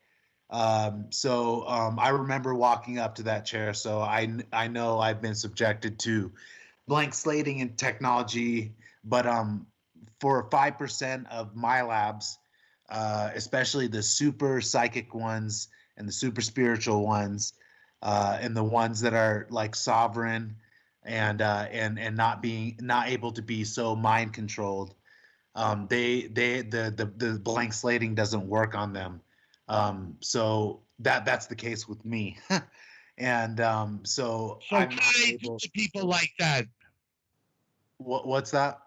What do they do with people like that if they're hard to what they do, I can get into this. Obviously, we're getting into this now. What they do is they put them in the targeted individual program. DARPA and the CIA are working together to have what is known as the targeted individual program, which I'm in underneath. which is also known as gang stalking. And pretty much you're underneath 24/7 surveillance and harassment. There are teams. There are teams that are tasked out to pretty much just harass and surveil the targeted individuals, as well as dark fleet. Yeah, as well as dark fleet craft constantly flying over and causing constant disturbance to any person in the program. To basically discredit them, defame them, and just to be able to stop them from being able to speak out. I see. So that's part of the targeted individual program for anyone that's involved in the secret space program. That's speaking out. They'll be involved in the most surveillance and harassing program that there is. And obviously, then that happens mainly to the people that are hard to brainwash or the white memories of. Obviously, yes, and I'm heavily involved in that. I'm followed every day, everywhere I go, constantly harassed and surveilled because I'm doing disclosure. But my vibration and just my Merkaba and how high I am in raising my vibration is keeping them from being able to keep me under control and keeping me like in fear because they like I'm not in fear of what they're doing, so I'm able to disclose. So then they're limited to what they could just zap you or kill you. Oh, they do that. I'm hit constantly with electronic weapons all the time, like and those like because my memory is coming back. I actually have a contact who's in the ACIO who knows a lot of information that informed me that when I was getting hit by the electronic weapons, because it will happen to me randomly, but it happens to me a lot, and it will sometimes it will be so powerful that it can send me to the ground. And I'm actually a professional fighter, so I mean that's pretty tough to do. And so when this happens, they're doing this to stop my memory recall from happening because I'm remembering so much. So when they hit people with electronic weapons, which is millions of people that are involved in this, it's to stop their memory from coming back and to keep them from breaking out of the grid, the 5G grid. Very interesting. Very relative in some aspects to my madness. Now, back again, your body's in stasis. They take you. Okay. Yeah. Okay. So I guess yeah. Let me continue. I'll continue now. So when I was 16 years old, I was going through high school. I was wrestling. I was obviously in combat sports and getting ready to go in the Marines. But what I found out was at 16 years old, this memory actually returned to me. And these memories return later on in life, but then you're able to place where they were in your timeline, if that makes sense. Yes. Yeah. So these memories were returning to me. And then obviously later on, I found out all I needed to know from my files from the ACIO, what was going on. So what happened was I remember a memory of me basically going away from the Earth. I remember the Earth just going away from me. Boy, you know what I'm saying? Does that sound familiar, buddy? Holy! I remember seeing the Earth, and I remember it just me going away from it. Yeah, so, I know the feeling. I know the sight well. I remember. Okay. I'm just glad to hear someone else describe it. Well, then you were obviously remembering you going away. So it's not about me tonight. Like I said, off between us at some point, And we're gonna just continue on before I say I already hinted at. Maybe you could help me as well, but go ahead. So that's fascinating. Yeah, yeah, sure. Yeah, I just hope my explanation helps. You know that anyone that needs to understand an abduction experience. So what happened was I remember the Earth going away, and then I remember obviously this was me being taken to the LOC, which is Lunar Operations Command, which is on the moon. Yeah, it's on the moon. And so this is obviously where there's more Nazi presence, obviously. And I actually remember, obviously, these are my teenage years now. I'm 16. And I remember a few memories of being involved in classrooms on the LLC where in one memory, I was actually in a classroom with a whole bunch of teenagers, and we were getting taught by Hitler.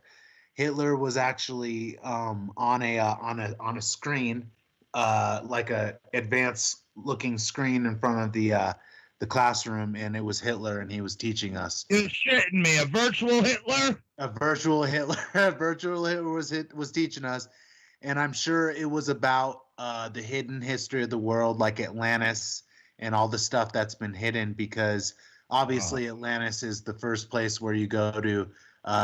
You know, it's a myth for a reason, because they don't want anyone knowing that there were civilizations that had achieved higher levels than us.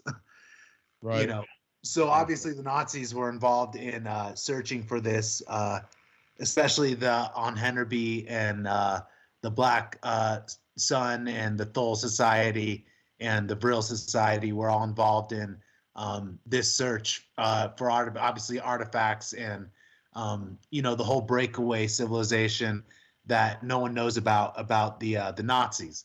Obviously, I'm talking about it now, and Right. so this is what happened was you know everybody thought, you know, in World War II, everybody, you know, in our memory, in our timeline that we know about, which all we've been lied to, and this is going to lead to a giant Mandela effect.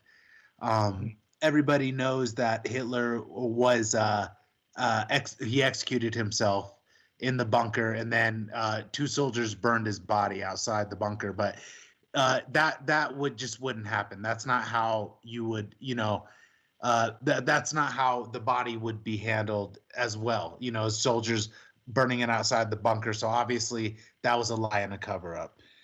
And so once you start studying more and finding out more, you find out that Hitler went to Argentina, took submarines to Argentina, and actually started, you know, there's Nazi relics down there and all that.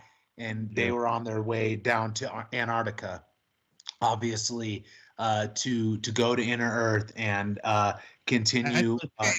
To continue with the whole secret society, Brill, Black Sun, you know, the whole building, you know, UFOs and all that, which they did do that, which that was the whole secret technology that the Nazis were involved in, which obviously the powers that be didn't want anyone to know about, which, you know, there was a fleet sent down to Antarctica, Admiral Byrd's fleet, and Right. they were, What he encountered? They were ripped apart. They were ripped apart. An actual battleship got ripped apart by a death ray that was on a UFO. So it's like UFO. And some say it might be from the civilization in the Earth, or otherwise here on Earth. Oh no, it was Nazis. It was Nazis. They were trying to go to Antarctica to go confront the Nazis, but then they found out that the technology that they had was a little bit more advanced than they were ready to experience. So that's where the whole breakaway civilization comes from. The whole secret history of the Nazis that's been hidden. And they did go to the moon way before, we'll just say, Neil Armstrong and Apollo 11, because that's a whole lie and a farce too. But they were up on the moon in the 40s. And so they were building bases. and that's where the Lunar Operations Command actually comes from. And so I have memories of being trained there, and I actually have memory as well as being involved in a classroom where we were being taught by a German woman. She was a blonde German woman, and there was a Hennebu 3. Iron Sky, like Iron Sky, made into a first movie. Yes, it was exactly like Iron Sky, and there was a Hennebu 3 craft sitting right next to us as we were getting taught. So we were getting taught about the Hennebu 3 at that time. And Who gave the technology? How'd they come up with it? With that technology? Yeah, to be able to converse to the moon. Yeah, that was from Aldebaran. That was Aldebaran, the Vril sisters from the Black Sun and the Vril Society. They channeled information and schematics to be able to build the technology to be able to get to the moon and to other places. So that's where that came from. And so I remember being taken away from Earth to the moon to be trained, and obviously this was even more training on to get us ready to go to Mars, where I obviously that was where. Yes, that's. I have actually. I've been to 162 different planets. I've been on over 4,500 missions as a super soldier. So. All right. Now again, they took you what? What'd you say? I have 2,400 over 2,400 altars, and each one of these altars has been on different missions, and I am recalling all the missions that I've been on, whether they be now again, the altars are those clones that they would transfer your essence, your soul, into for whatever mission that's built for. Yes, that is correct, and I'm glad. I'm really glad. Yeah, I'm glad that you're putting this together, because that's how they do it.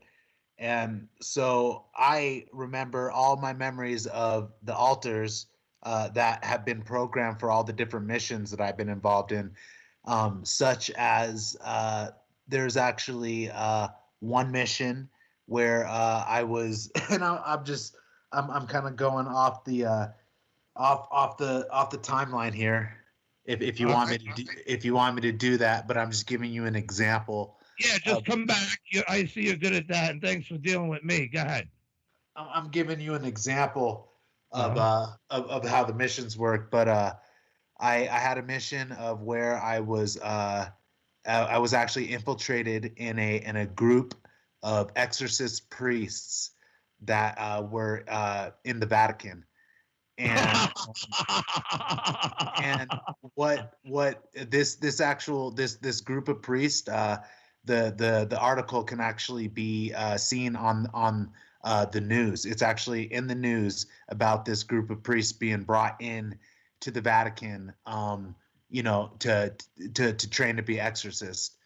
But for me being a super soldier and for the ACIO, I was actually involved in a mission where I was infiltrated into that group of priests to obviously gather intel about the inner workings of what was going on in the Vatican.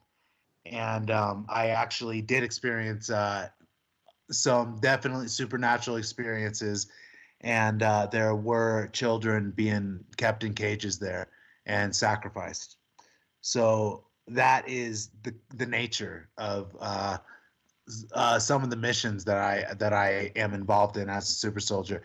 And sometimes I will make it successfully out of the mission, and sometimes I will die, and that's when I will experience the death, and my consciousness will then get extracted out of that clone body. Wow, like Avatar, and so it automatically detects whatever the source is that pulls and puts back in when you die, and therefore you may have felt it, but at least you're coming back to life. Oh yeah. I mean, they take your consciousness out of your real body, so it's nothing to take your consciousness out of a clone body that they put it into. And that, like I said, there's 3 good movies that I like to refer to. One of them is Ghost in the Shell, and for consciousness transfer, for understanding consciousness transfer, that's one of them. For understanding cloning, that will be Gemini Man.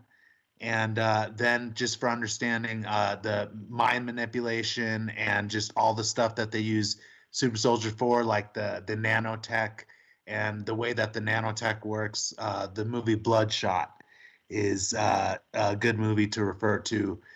So you pretty much put all those together, and you have a super soldier. Wow. So accumulating your experiences and lives, pun intended. Before you continue on, how long were you gone before they transfer you back to your original stasis self so you could live on with your life as you're remembering these events? Hopefully, I think that's a good question. Yeah, that is a good question, because what happened? Missions. Holy shit! Yeah. How many worlds? Yeah, 162 that I know of. From that comes from my records from the ACIO. So, but what basically I remember many instances where I've been taken, where I'll have an abduction experience where I will be like in my bed, like for one instance, I'll be in my bed, and then all of a sudden I'll just be paralyzed, like completely paralyzed. I can't move, and then I feel like presences around me, and then that will be an abduction experience where they're taking me away. They're creating a time bubble, and they're able to take you in and out for however long they need to, and you only experience it as just a moment in time. And as well as I've had other experiences too, where I'm just laying there, and then all of a sudden I just am getting sucked up into this rainbow tube of light. It's like this rainbow tube of light, and I feel like I'm getting sucked into a tornado, and then I'll feel like I'm getting put down into my body, into like in a tornado. And so those are all. Slammed. Does this make sense to you? Well, I say that because that's how it felt to me. Slammed back in your body to where the person sleeping next to you, you're sure as shit, knowing and are convinced that by what just happened to you, had to knock your mate off of the bed, fly her into the mirror, but it didn't. Yeah, I know. Yeah, that does happen. You do come in pretty hard sometimes when you're coming back into your body. So yeah, that was that. Now I didn't see myself as I'm going. I didn't know, but by what I experienced, that should have been impossible because I was me.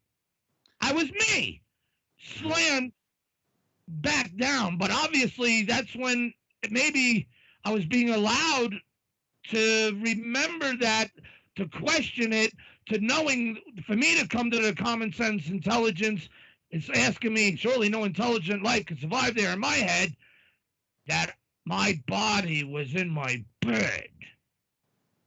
Yeah, you're definitely having an out-of-body experience, an astral out-of-body experience. You can not only astral travel, but you're obviously being used after the night full of whoopie-doo I went through. Yeah, there's a lot behind that. I think that's a good place, sir, to take a break for everyone to ponder, because everyone needs to pack them and smoke them, because like I do, because you know what, we're definitely going to need them when we come back with you. Is that all right, sir? Yeah, that sounds good. All right, this is starting to get rocking. Very interesting. And so everyone, again, pack them and smoke them. You're definitely going to need them when we come back on a Martian Revelation. Please mute your mic, sir. I'll be back. Don't run. We are your friends.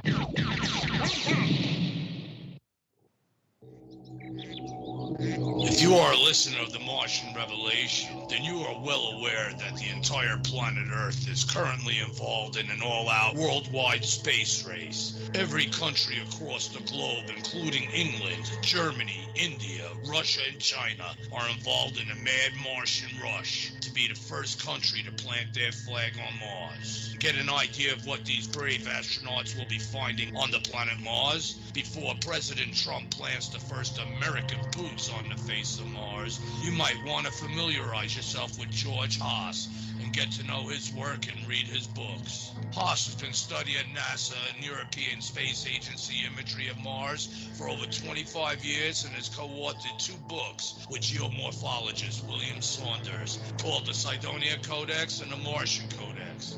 I encourage you all to support his research by visiting his website at www.theCydoniaInstitute.com. And remember, as George Haas has always said, through NASA's own pictures, the truth will be revealed.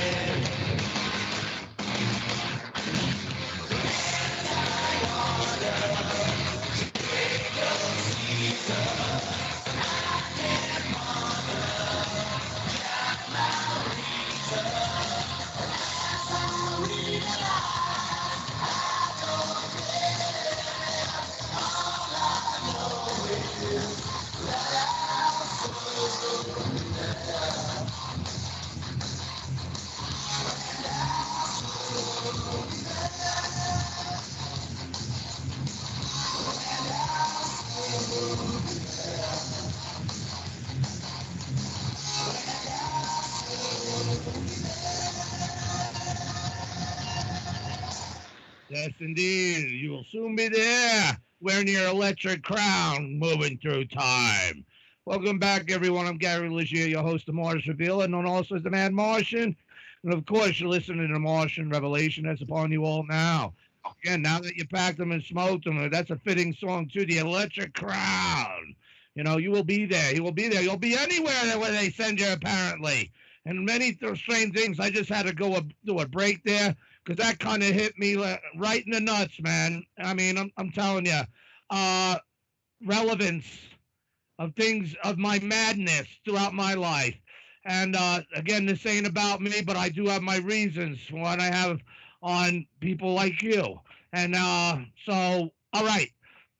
So they move you back and forth to these various other avatars, other versions of yourself, souped up differently. I guess each individual would be prepped and suited, pun intended, for whatever mission that they would send them on, to where maybe you're not the same in another one, or type of thing, right? Does that make sense, or am I off? No, you're on. You're on there. Like I said, obviously, there are I know that I have over 2,400 altars. Each one are prepared for different things. I have different mission memories. Like I said, like the one was an infiltration mission for espionage reasons, for intel gathering. But also I have altars as well that have been involved in, obviously, being infiltrated with Black Op Delta Force teams, which I have memories now where I've been involved in being on raids where we actually are rounding up all the Cabal members right now. And we've been doing that for a while now. Because versions now, you said right now, right? Oh yeah, it's been going on for a while right now. You're living here now, back in your, let's say your main cast, your main skin suit. And I really hate that. But for who I'm with, if I'm needed for a mission, they can take me out and use me for a mission. Well, obviously. But what I'm trying to get at here is, as you're even talking here now, your other version, since this works through time, you could be conducting missions right now because you were gone for who knows how long throughout all these missions. And if these things happen,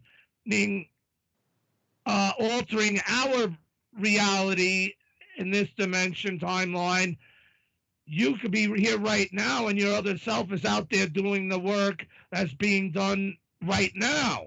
Because you said right now. It is possible to be in multiple places at once. That is just one of the mysteries. That's one of the mysteries that is possible.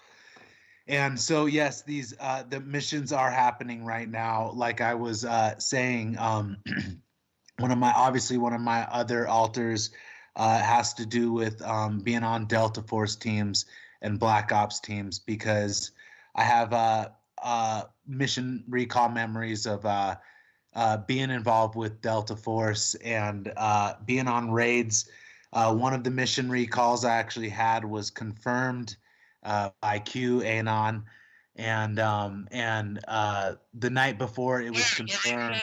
Future proves past. Yes. Yes, I'm referring to QAnon because that's a very important, very key source to understand what's going on.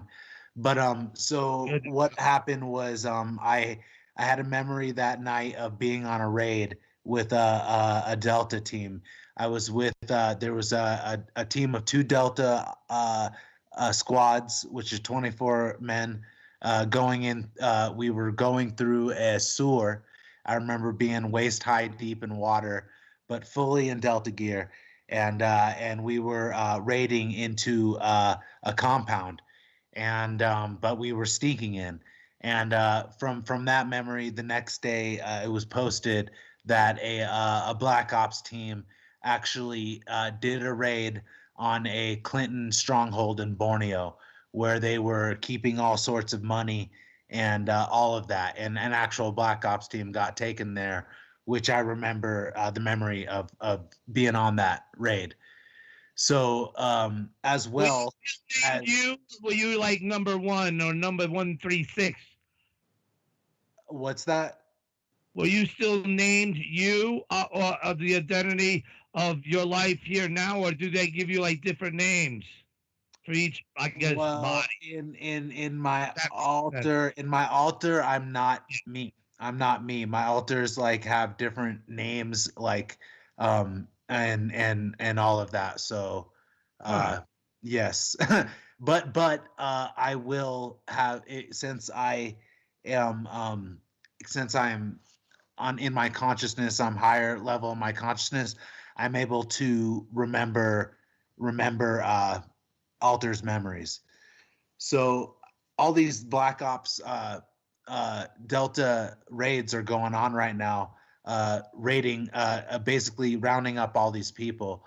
I also have memories of actually going into the King's Tower in Saudi Arabia, where Saudi Arabia is one of the hotbeds for human trafficking and all of that. So I actually remember a memory of going into the King's Tower in Saudi Arabia, where we were rounding up people, cabal members, and also I remember as well being on the tribunals for the people that are being rounded up. So your alters knew President Trump is President Trump. Did you get any flashbacks of a memory of a present to future moment, but in our near time, as if he's still going to be our president and everything's going to go down right, and not to the commie, and the commie craps, and are we going to have what we need to? Because here I'm phased back through time too. Again, I'm crazy without getting into it, but I'm here to help make our fate, and I've emotioned with the mission just to get 2% to be able. It's not just a show. It's a theme of life of where we're going, of what the Martian revelation is and represents. All right. Now, if you could follow that, are we going to be able to usher that in? Is Trump still going to be our president? Or you don't know yet? Okay. So we can go there with that. So I'll start to touch on the. If you want, I didn't want to jump you off. I will start to touch on President Trump now. So obviously, what I like to say is, if you belong to the future, you will be preserved. And like you said, right now we are in a war right now, and most people just are not even aware on the level of war that we're at, because I mean, most people don't even really know about all the assassination attempts that President Trump has had on him. And that's how serious this is, because the elite are getting taken down, and they're doing everything they can, from false flags, bio weapons, bio AI weapons, COVID. They're just throwing everything out. So it's Trump's been there's been assassination attempts on him. Super soldiers have been involved in keeping him safe. I've been personally involved with Donald Trump on a lot of different occasions, and the first occasion was actually in the time, like in 2017 time, right after his inauguration.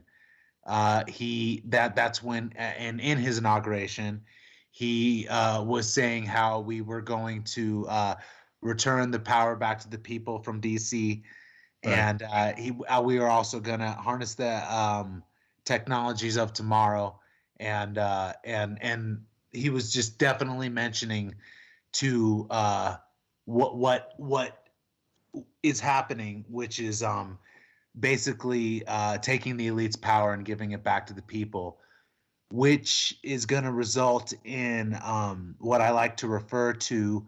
I like to refer to the movie Elysium, because in that movie there's a surface population that's suffering and just just not doing very well. But then there's an elite society that's broken away from them and separate from them. And so what is going to be being brought to light is this elite society that has been living in broken away from our civilization. And so when that is brought to light, we will be living in that civilization as a type 1 civilization, and because that's what's been being kept from us. They reached that far on the Kardashevian scale, type 1. Well, we are to type 0 now, but obviously the next step is to type 1, because we have to evolve. We can't just go to a type 5, right quick. We have to go to the next level, which will be a type 1, and that will be releasing 0 point energy, and obviously all the technologies that have been kept back. And we as humanity, we have to understand these technologies as to not weaponize them, so that we can go to the next level. And so that's what we've been that's what disclosure is all about, is kind of educating humanity right now about what the truth is. So when we do get the technologies given to us, we don't destroy ourselves. That's a good question. I'm going to ask one in a minute, but it would be really cool is if your other self out there, one of them, got a picture with President Trump. That's a good question too. Do you look like you, or do you look like whatever they put you in? That is a good question. It depends. It really does depend, because but they're modified. Yeah, I mean, my the clones can be jacked up. I can shapeshift too. I can shapeshift because they actually show that on the movie Lucy. She shapeshifts because she's able to use more percentile of her brain. So that's one of the abilities that's done. So whatever form that I need to be in, I can take, if that makes sense. And the avatars and Yeah, and also alien form as well. I have memories of being in a reptilian body, so I can be an alien form as well. So and I've fought against many aliens. I've fought against all kinds of aliens. I've reptilians, Nordics, definitely.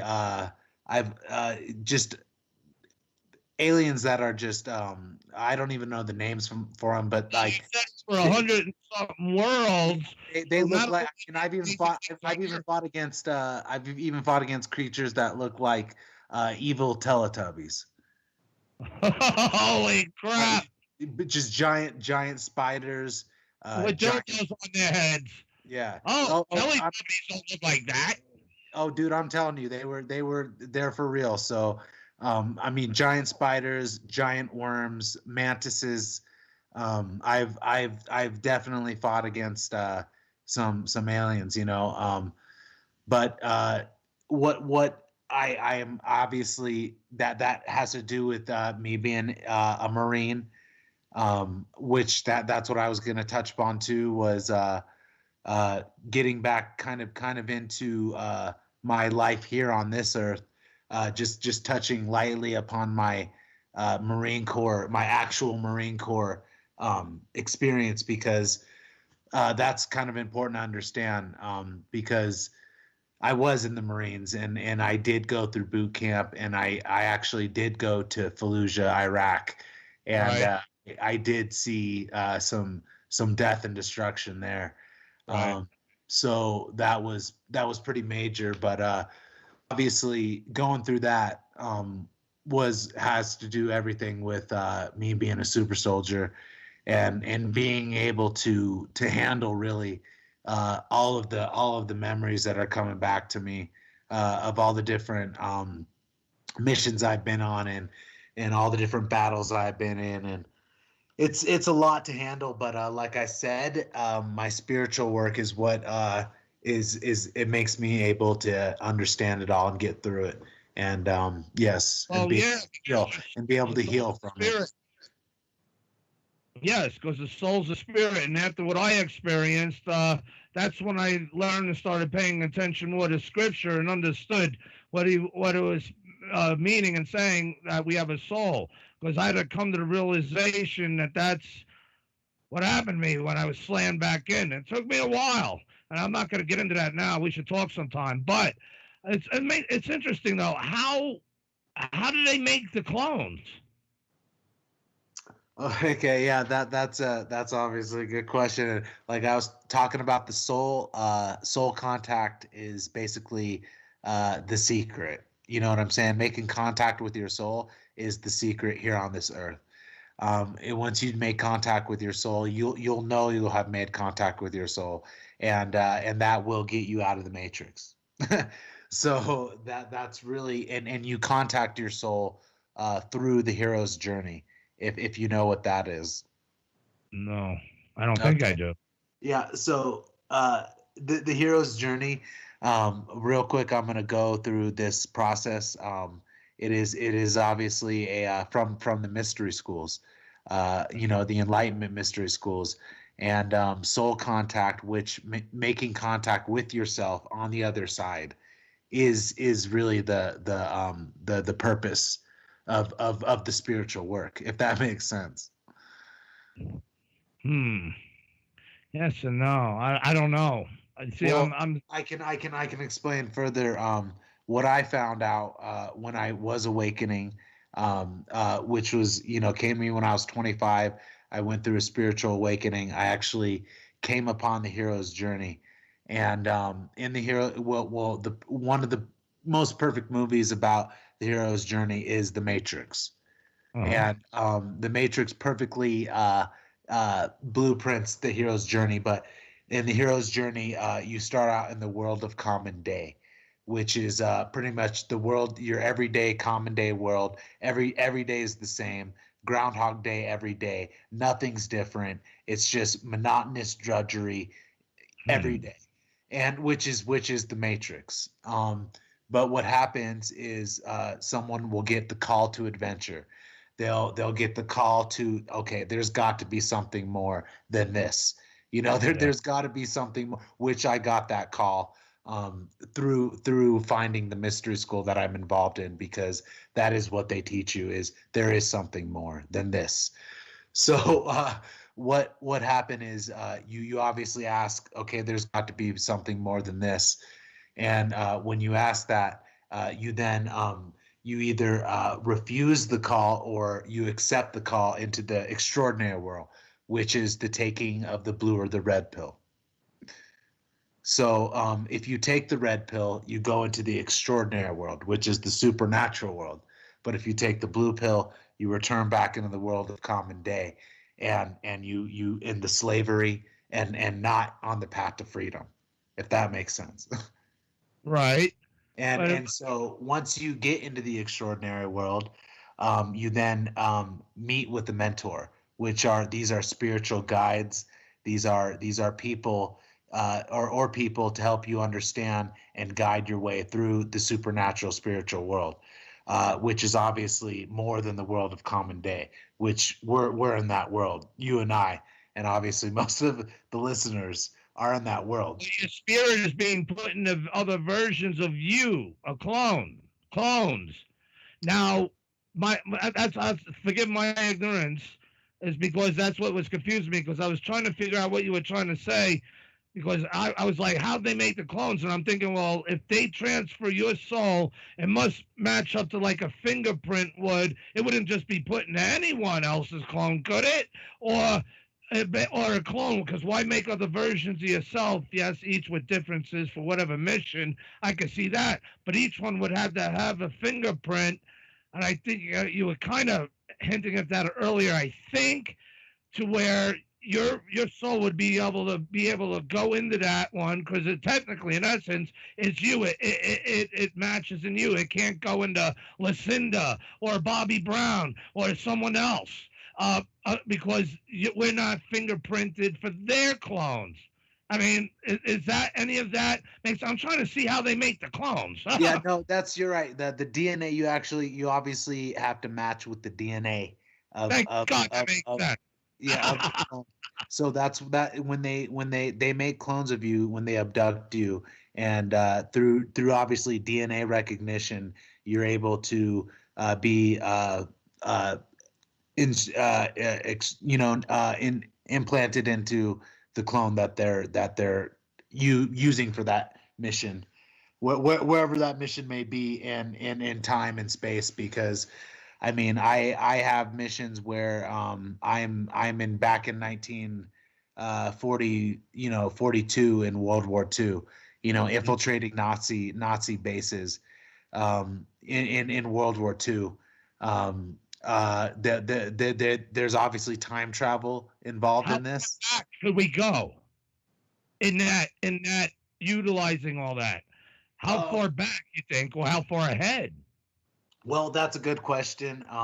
And obviously we can go back to the times of like Atlantis, back to the ancient civilizations, because the reason why time travel is even used is to make a difference in what's happening now. So it's that is what people will understand when the time comes, is that events that are happening now are because of things that are happening because of time travel missions. And yeah, like I was saying, just to go over the one mission that I was going over. Obviously, I was involved in being in a clone body. I was sent back in time with the team. We were tasked out to infiltrate a Nazi base. This Nazi base was actually obviously secret and hidden.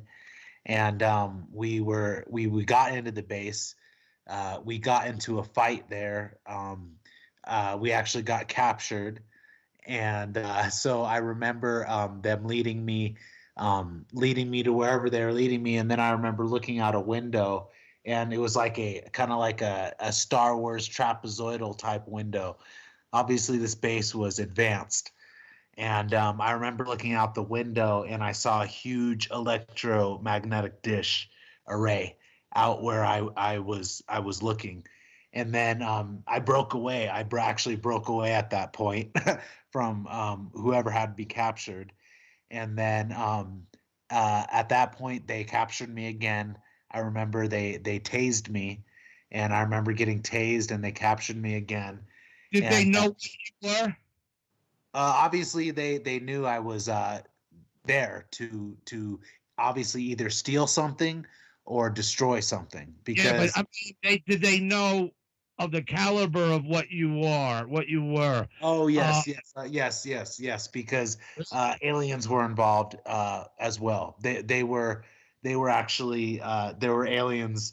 There were aliens leading me, captured me. I'm not sure who they were behind me, but they weren't human. So basically, what happened was in that memory, I actually escaped again from them, and I was able. Yes, they were Nazis, and I was actually able to board a transport plane with actually the rest of my team, and we took off from the base, and then we were flying in the air, and then they actually scrambled out a squad of Messerschmitt fighters to intercept us. And I remember being in the back of the plane, and I remember the fighters swarming around us, getting around behind us, and they actually shot us down. And I remember that. I remember all that. So that's just kind of the nature of the missions, and the that are going on. Wow. But you went into so many different worlds, though, beyond these missions that are fantastic here on Earth. What was any of that like? And how far was it? How far through time? Were we even, who knows? What was Earth's position in the time frame of where you were on these worlds? Were we even on Earth yet? For all we know. Again, this is weird Back to the Future type serious thinking shit. Okay, yeah, I will have I have two missions that I can get into right now. But before I get into that, I just want to mention some black operations companies that are connected with DARPA and the military industrial complex, because me mentioning these corporations is very important, because it will give people a look into the black operations world, into a world that's a really a parallel reality, but it's the real reality that's going on. So some of these corporations are Monarch Security Solutions. There's also Kruger. There's Delphi. There's Shaw House. There's Trinity. There's Ultimate. There's Umbrella. There's Massive Dynamics, and these are all black ops corporations that are all dealing with all the highest technologies. So they're just in a whole nother world that people don't know about. But I'm bringing that information forward so that people know about it. Obviously, they're in other worlds. Yeah. So I'm just painting the picture of this other world that there is. So you asked about mission recall of being on another planet, and I do remember actually being on another planet on an evacuation mission. We were actually there evacuating the people on the planet because there was someone was there and they had a weapon on the planet, and they discharged the weapon on the planet, and we were there evacuating the planet out. And I was actually in a city, and this city was very advanced looking. It was a very high in civilization. It's a very advanced city, and we were there getting people out. And whoever it was, they discharged this weapon on the planet, which it was made to destroy the whole planet. I found that out later because I didn't know if it was made to destroy the city or the planet, but I found out it was made to destroy the planet. And so they discharged that weapon, and I remember a huge bolt of energy going up into the atmosphere, and then it coming back down, and it slamming into the ground. And then I remember a huge, gigantic shockwave coming towards the city, and it was going to destroy everything. And we were there in the city evacuating, but obviously I wasn't able to get out. And I remember the shockwave coming towards the city, and as it was destroying everything, this is when I found out I was able to stop time as a super soldier, because what happened was the explosion came, and the windows exploded, and then all of a sudden I just let out this huge burst of energy, and all this time bubble appeared around me, and all these light glints happened, and then everything slowed down, like the glass slowed down around me. Everything started moving in slow motion, and there was a female next to me, and I was able to jump onto her as the explosion went over me, and then that's when I woke up from that memory. But that's what we were on an evacuation mission on a planet where they were obviously going to destroy it, which they did. So what the beings look like?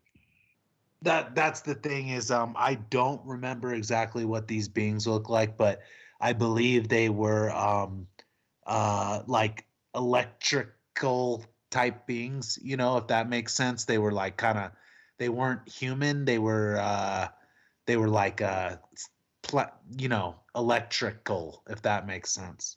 Yeah. They acclimated that to us. They were definitely they were high.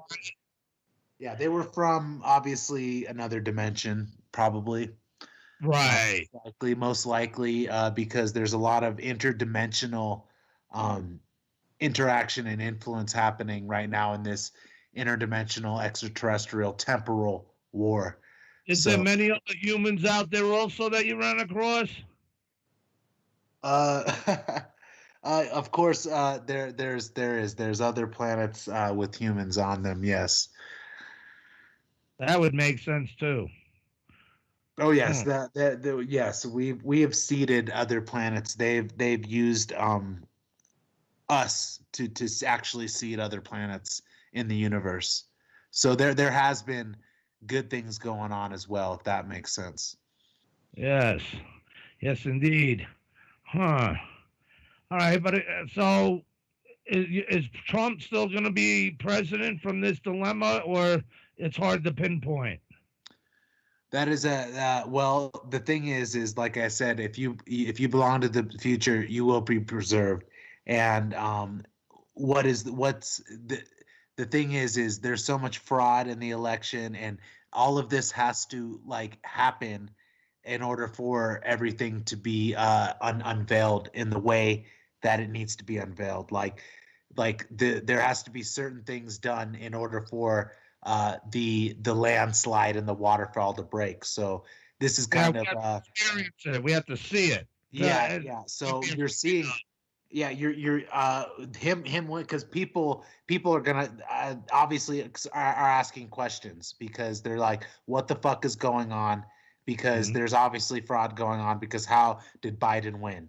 So this is gonna start the whole uprising of people demanding to want to know the truth, and then that's going to lead to the truth being given to them, and on many different levels.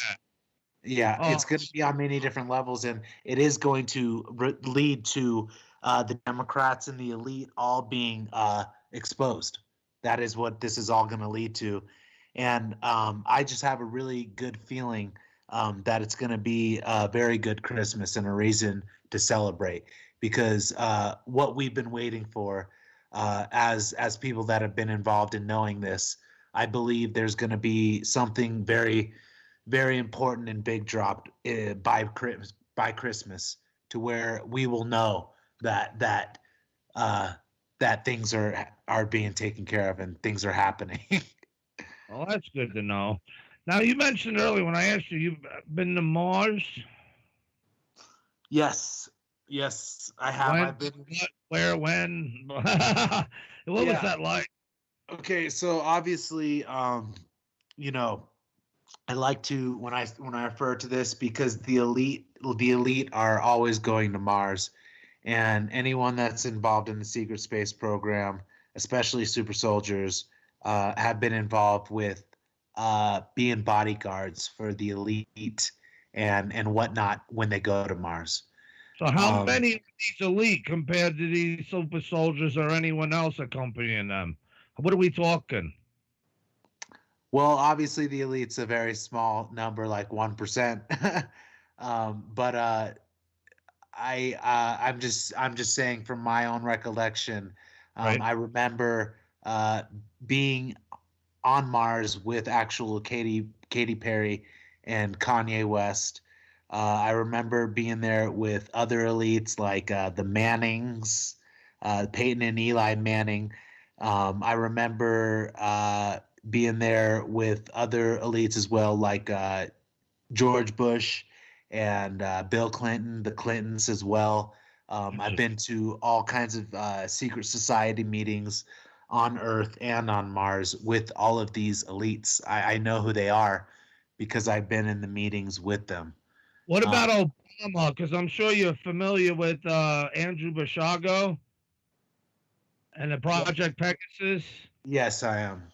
Is any of that connecting or seem relevant?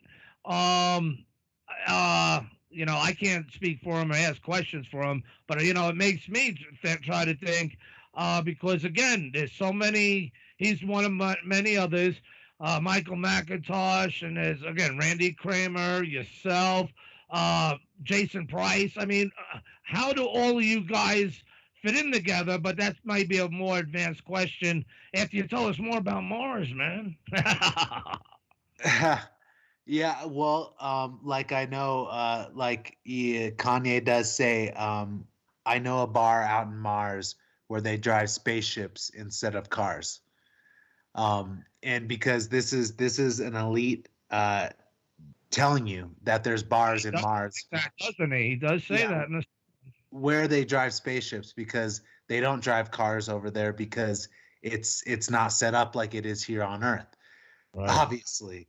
And that's the thing is in this civilization, obviously, it's humans live with ETs, and it's open. That's the parallel reality. The corporations are the technology is released over there on Mars. That should be released. We're living there with ETs. We're living there with ETs, you said, and all right, are they indigenous?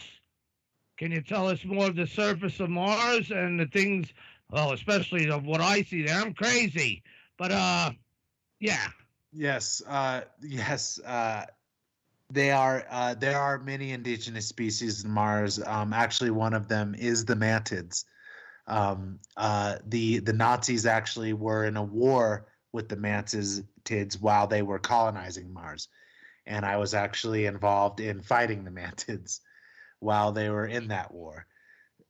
So yes, there are many indigenous species to Mars. I also remember being on an extraction mission where we were extracting somebody, and I remember the ship flying in to pick us up, and we extracted who we were extracting, and as we were taking off, a huge giant worm was chasing us.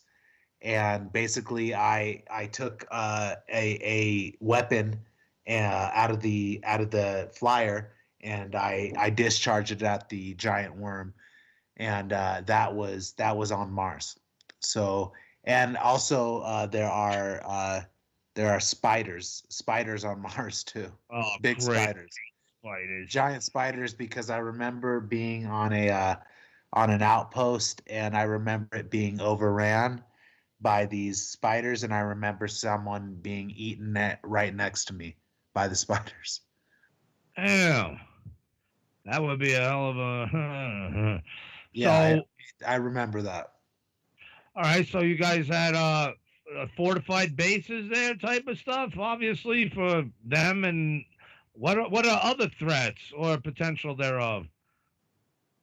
Obviously, yeah. Well, there's just a lot of threats. I remember fighting the electrical type enemy there as well, but also there. But for Kruger, I did many different roles there, but I also was involved in like keeping justice in the cities I was in, like a Judge Dredd kind of character.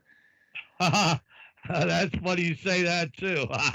Listeners. Yeah, because I mean that's what I'm saying is these realities exist, you know, where it's not like here on Earth. It's just not. It's not. So the bigger question now, and that I think that should be obvious, and I won't go to other regions, but I'll go to the most famous, Cydonia. About Cydonia. Have you? What's the deal with it? I actually don't know much about Cydonia. Oh, damn. Well, I guess you know why I would have to ask. Of course, of course. Obviously, you would just go wherever they tell you. So it's probably you don't have a choice in the matter. If you were, you may not remember yet. I mean, I do know about Cydonia, but it's just something I haven't focused on. All right. Well, does any of that look reminiscent to any of the places you have been? I would like to know more of the surface, because I'm going to be honest, what I see as Mars is a giant artistically sculpted entire planetary surface that's been whoop-de-dooed. But that's me. I'm crazy. Yeah. So well, I just from what I remember of Mars, it is like Earth, but it is just a different kind of atmosphere. Like I remember it being like a Grand Canyon-y type atmosphere. Like but I remember being in cities as well, and it was breathable air. It was breathable air. Okay. Again, Yes. that's something that conventional modern science does not like to tell us about. So Yeah, you could that is what I remember. Yes, I do remember that. How did it smell? It didn't smell like shit or anything, or how would it smell compared to? I don't remember that. I just remember it was definitely breathable air, and I remember being there on different duties, protecting elites. Elites, like President Trump also says, elites. We're the elite. Well, yeah. I mean, that's just a term, I guess, to use for that they've given themselves, and they're not elite. That was what President Trump was trying to poke at them. So, and that's good. Someone's doing it. Obviously, a lot more are doing it down through time. How coincidental, everybody! It's so crazy. All right, so now, what else can you tell us about Mars, and what do you think do you have any idea of a time frame of where you spent your service compared to the time frame of where we're at now on Earth? Do you think it was far ahead in the future, or far ahead in the past, or riding the same timeline as it was? Well, I definitely know one thing for sure. I've done many 20 and backs, so I'm not sure how much of that time was spent on Mars. But you've been gone for 20 years, but that don't mean they can't send you to somewhere 2 million BC or AD. The thing is with I know that I've done at least 120 and back on Mars, but my work is more has to do with interplanetary and interdimensional work. Now, how would you guys is like, okay, this is like Project Pegasus. Will you guys use a similar tech, Or is it more like what Randy Kramer or Jason Price says? Or do all of those technologies exist, and these are just different lives living within these various technological abilities, depending who they are and what they're doing and for who, etc. And hopefully this makes sense. I'm just trying to make sense of it all because I know sure as shit something's going on. Well, you're obviously talking about the time travel tech, right? And everything else of secret space programs. They have different aspects to them, which each has different experiences or memories of the type of things like giant cigar-shaped battleships, as it was, like submarines, or jump rooms, or wormholes. I mean, was it something like that? How would you guys get around to these other worlds, especially? Moving climate help, but you need an engineering standpoint to get you there, right? Yes, definitely. And you're right that wormholes, portals, obviously it's advanced technology on how to get in, and it does. That's where it gets pretty deep and dark. Is the way that portals are opened up, and so that is something that is done. I actually do remember being involved in opening and closing portals in the Vatican when I was there as a priest for the ACIO. We were there actually sending some of the beings through portals there in that mission. Wow. Yeah, we were doing some pretty advanced spells, some Nordic spells to open the portals to send these entities through them in the Vatican. That's interesting in itself. Yeah, and so that's what I'm saying is these supernatural things that are going on are having a direct influence on what we are seeing is happening in the world, if that makes sense. Yeah, well, I'm hoping that someone's on the ball here because, we're on the cusp of a revolution. But again, like Q says, don't fear. They're the ones, while we sleep at night, they're the ones ready to fight. And, not those exact words, but you're familiar, I'm sure. But what he says is that it ain't gonna be like in the past through these wars and stuff like that anymore. That they've got this shit handled and trust the plan. Well, I'm sorry, but we know one thing: if Biden becomes president, I don't care. I admit it here. The revolution starts, and I'm joining. Oh yeah, no, I know that, and here's the thing where I can tell you is fortunately. I do not believe we're going down that timeline.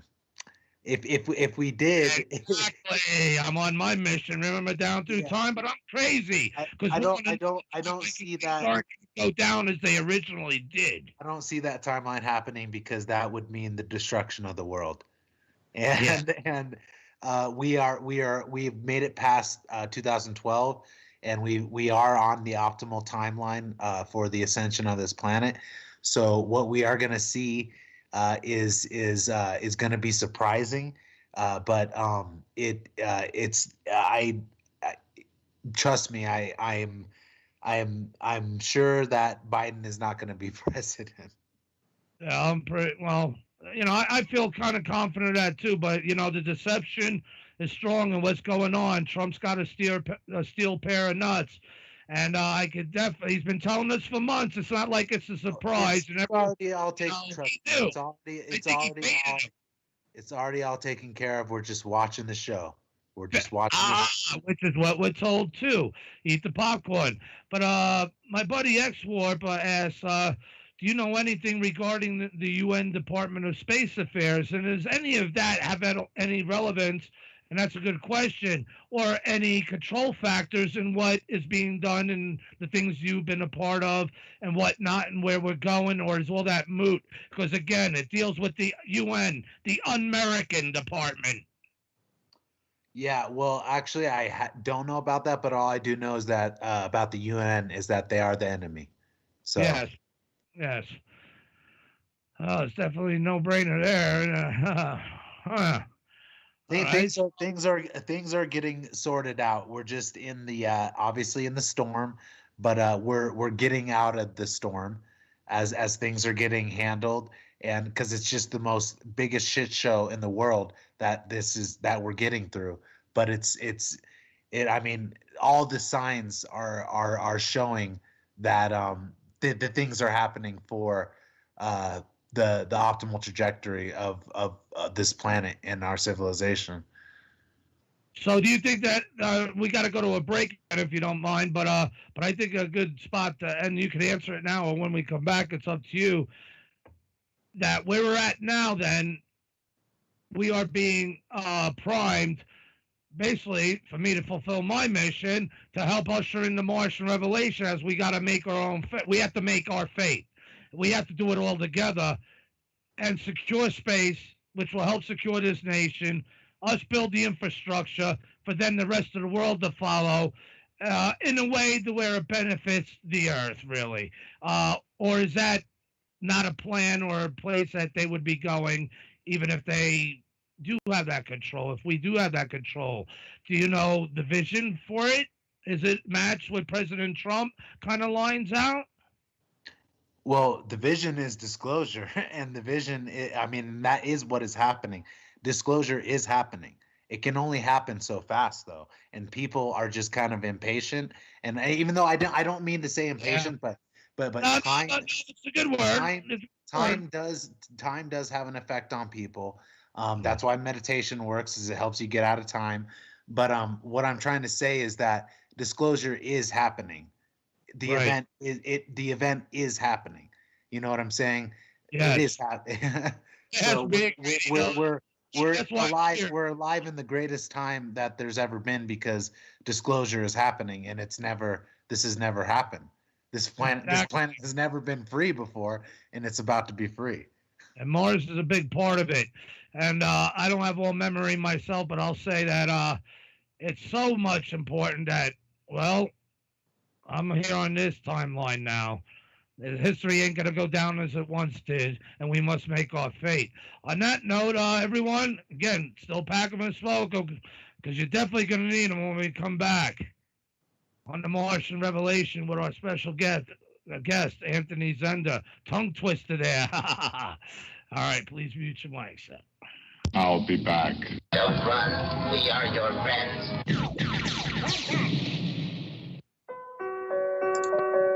For 5,000 years, the world was ruled with wooden ships by one man.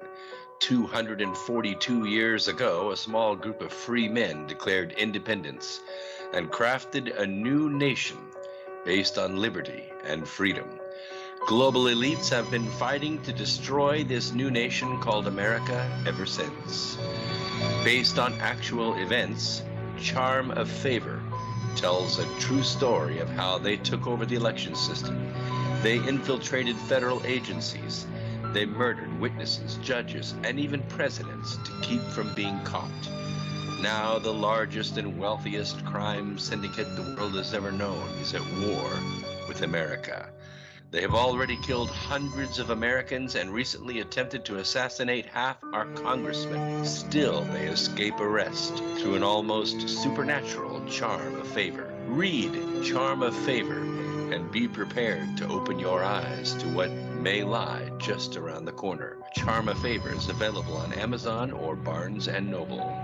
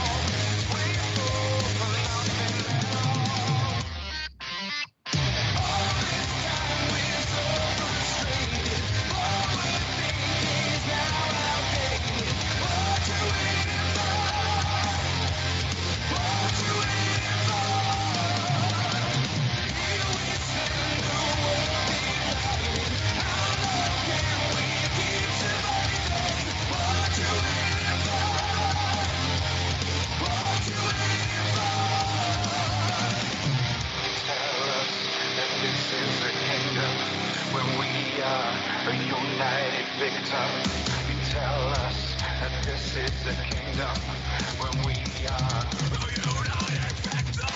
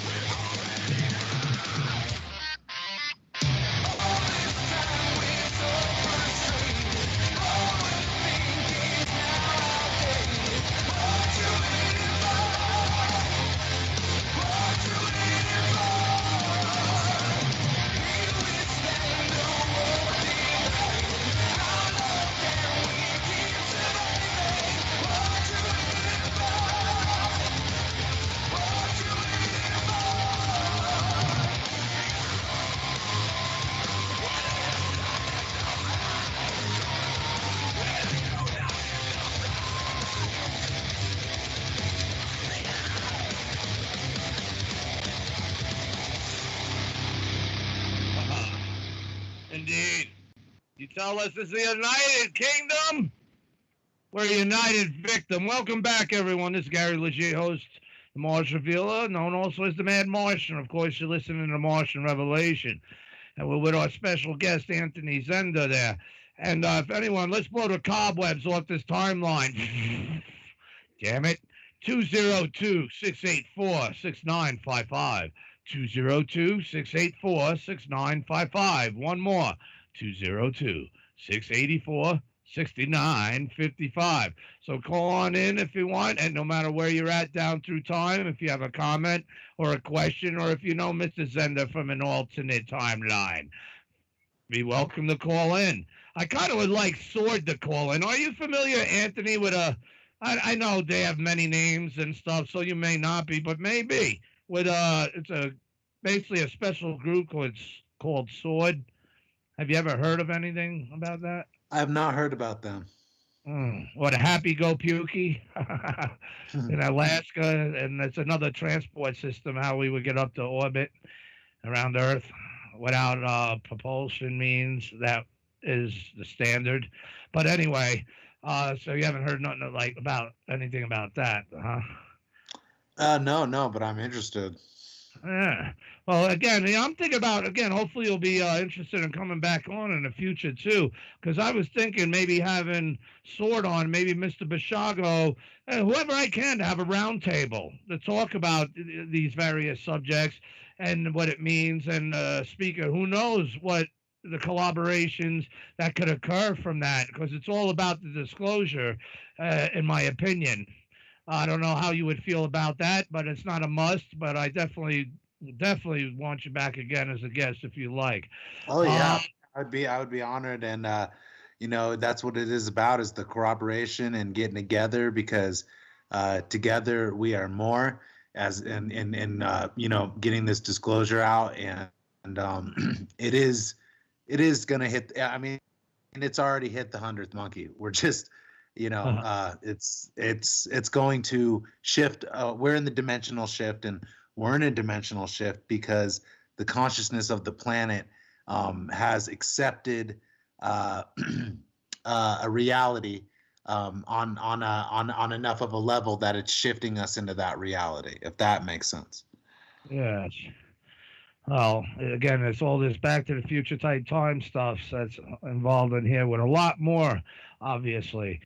All right, so let me think. So you're here now, living life, we'll say, for the lack of a better term, from when you dropped off, but you've still experienced throughout your youth until now other missions, other times where you were picked up again and went off world or whatever, roaming through time on other missions, right? Yeah, I just want to talk about when I started remembering that, when I got out of the Marines. Okay. So that was the catalyst. Once you got out of the service, that was the catalyst when you memories. Okay, well, that's something good to know. Yeah, that was big time the catalyst, because I had gotten honorably discharged from the Marines, and I got out, and then obviously that's when I went on my spiritual journey with connecting with God and knowing God, and went through all sorts of different spiritual teachings. And during that time, I was obviously having extrasensory perception experiences, and that is actually when I went into the Veterans Affairs Administration to talk to somebody about what was When you say that, what do you mean? I went into to see a psychiatrist at the Veterans Affairs About the about the extrasensory perception experiences and the memories that were returning to me. Yeah. So I did go in to see and this was the first time I was being vocal about it. And when I went to go see that psychologist, basically, he just gave me some exercises, and then he told me to return again next week. But then when I returned again next week, there was a man there. This man was from the government. He was a man in black, and he was there to obviously to see what I knew, to see what I was remembering, because I was remembering stuff. And he brought me to the side and he introduced himself, and he said he's like, oh, hey, I was a commander in the Navy, and I've been on subs and just all this really high level stuff. And he brought me to the side and he sat me down, and he's like, hey, he's like, how easy it'd be to get a nuclear bomb into the United States? He's like, all you'd have to do is just row it to shore, put it in a bag and row it to shore. And that's fucked up, but it's so true. Well, yeah, it is. But he was a high level government agent, and he was actually kind of cueing me in on what I was involved in, and I wasn't aware yet. So what he said after that was, he was like, and how if it was up to me, I would want to assassinate the president of Iran. And these were just, he was mentioning very sensitive topics to me. You know what I'm saying? Which is very unnatural. Feeling you out. Yeah, he was. He was trying to see what I remembered, and he said, and that's just the tip of the iceberg. All that's just the tip of the iceberg. And then he basically gave me his card to call him, but I never did. But then that same guy actually showed up at my church. A week later, he showed up at my church, and he was basically talking to somebody that I knew from high school. So he had information that I knew this guy. You know what I'm saying? He obviously had information about me. And so he showed up at my church, and he ended up sitting there at the service, and then he ended up asking me if I wanted a ride home. And I was just like, yeah, sure. And so he gave me a ride home, and I asked him what he did. And then he said he was a berry farmer. But this guy was not a berry farmer. And so he was talking about military stuff to me on the way back to my house. And before I got out of my car, that's when he stopped beating around the bush, and he pretty much dropped the bomb. And that's when he was like, really was testing me to see what I remembered. But at the time, I hadn't remembered yet, because I wasn't really sure what I was involved in. But he basically asked me, he's like, and what I've always been really interested in is aliens. And but at that time, I didn't know yet that I had been involved in it with aliens, and so I had nothing to really talk to him about. But that was a government visit that I had received based on what I was remembering. Mm-hmm. Now, how does that describe? That's interesting in itself. But what type of extrasensory perceptions of what? And that is very interesting. And as you remember more, definitely, and as you appear again on the show, maybe more can be revealed. But yeah, but what type of ESP? Like, Obviously that must have been a concern also. Yeah, well, obviously that's a good question. The extrasensory perception experiences come obviously with me in dreams and astral experiences and me remembering my memories. And so that is where and having abductions and experiencing extrasensory perception experiences in dreams, where I'm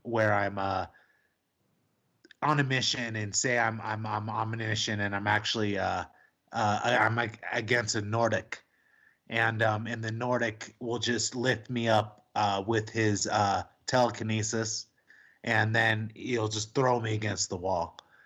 And so when I'm having experiences like that, I'm kind of wondering what's going on, So that's what I mean by extrasensory perception experiences. Although that to me is details of what I call experiences. And again, I went through some things too, and I'm very intently trying to follow you here and listening. All right, because there's some things that you touch base on, and you're not the only one who has touched base on these certain things, and it freaks me out at times because I'm crazy, right? But that's you see, it doesn't matter. I know one thing that I can only look at. Me and Green will attest to this. The eye is on me no matter what I choose. Whose eye? Take that as however you wish. That views down through time. All right? Obviously could reach down through time and do things to you down through time. All right? And no matter what I choose to do, whether I had got scared and quit, the eye would still be on me, and therefore they would be in a more of a position to secure the potential outcome of myself, especially if I didn't try to use my intelligence that God gave me to try to accept what was given to me onto my lap. And I don't want to turn this into me, but there's certain things here, and only me and Green, I believe, the only one listening, who could attest to why I'm saying this here, who can understand where I'm coming from. So there's parts of this experiences of yours. I don't think it's extrasensory perception. It's memory. It's memory of things. Well, for the things, my things I can remember, I don't think that's extrasensory. I should have been dead through a lot of those things, but I had to realize I was not in my body, but I was me, and that I had to overcome. There's a lot of strange things about this in connection. Well, it is extrasensory. It's definitely sensing on a depth on it. Yeah. Well, I'm not really meaning to rant off here, but what I mean by ESP, I mean like, I don't recall any psychokinesis type things. Communications, yes. At least what I could attribute as such, because I'm crazy. But not like bending spoons or anything like that that those type of things could do. So you didn't experience those things. Basically, you're retaining memories of some things that occurred in your life. How's that extrasensory? Your senses, you're coming to your senses. Well, yes, I am, and that is what is happening. Like I like to say, through my spiritual work, through accessing my Akashic records, which is the memory of your soul, because the soul is the memory, the retainer of the memory.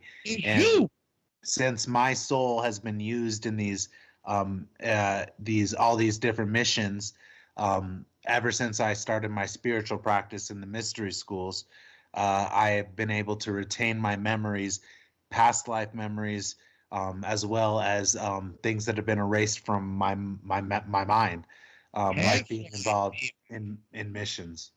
Past life, even, you said? Oh yes. I remember past life memories. I remember my life in Egypt. I was initiated in the temples of Egypt. I actually had those memories returning to me when I was 6.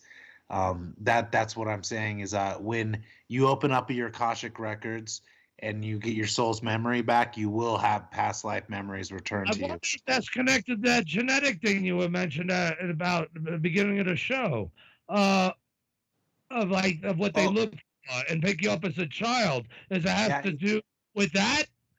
Yeah, it's the lineage. You know, you carry on through the lineage, and that's why an old soul has many lifetimes on the earth, and I have memories of my different lifetimes, and that does have to do with being a MyLab, and being picked up is you who you were in other lives. I don't remember nothing like that, you know. But I've been through some whoop-de-doos, but nothing like that that would suggest that.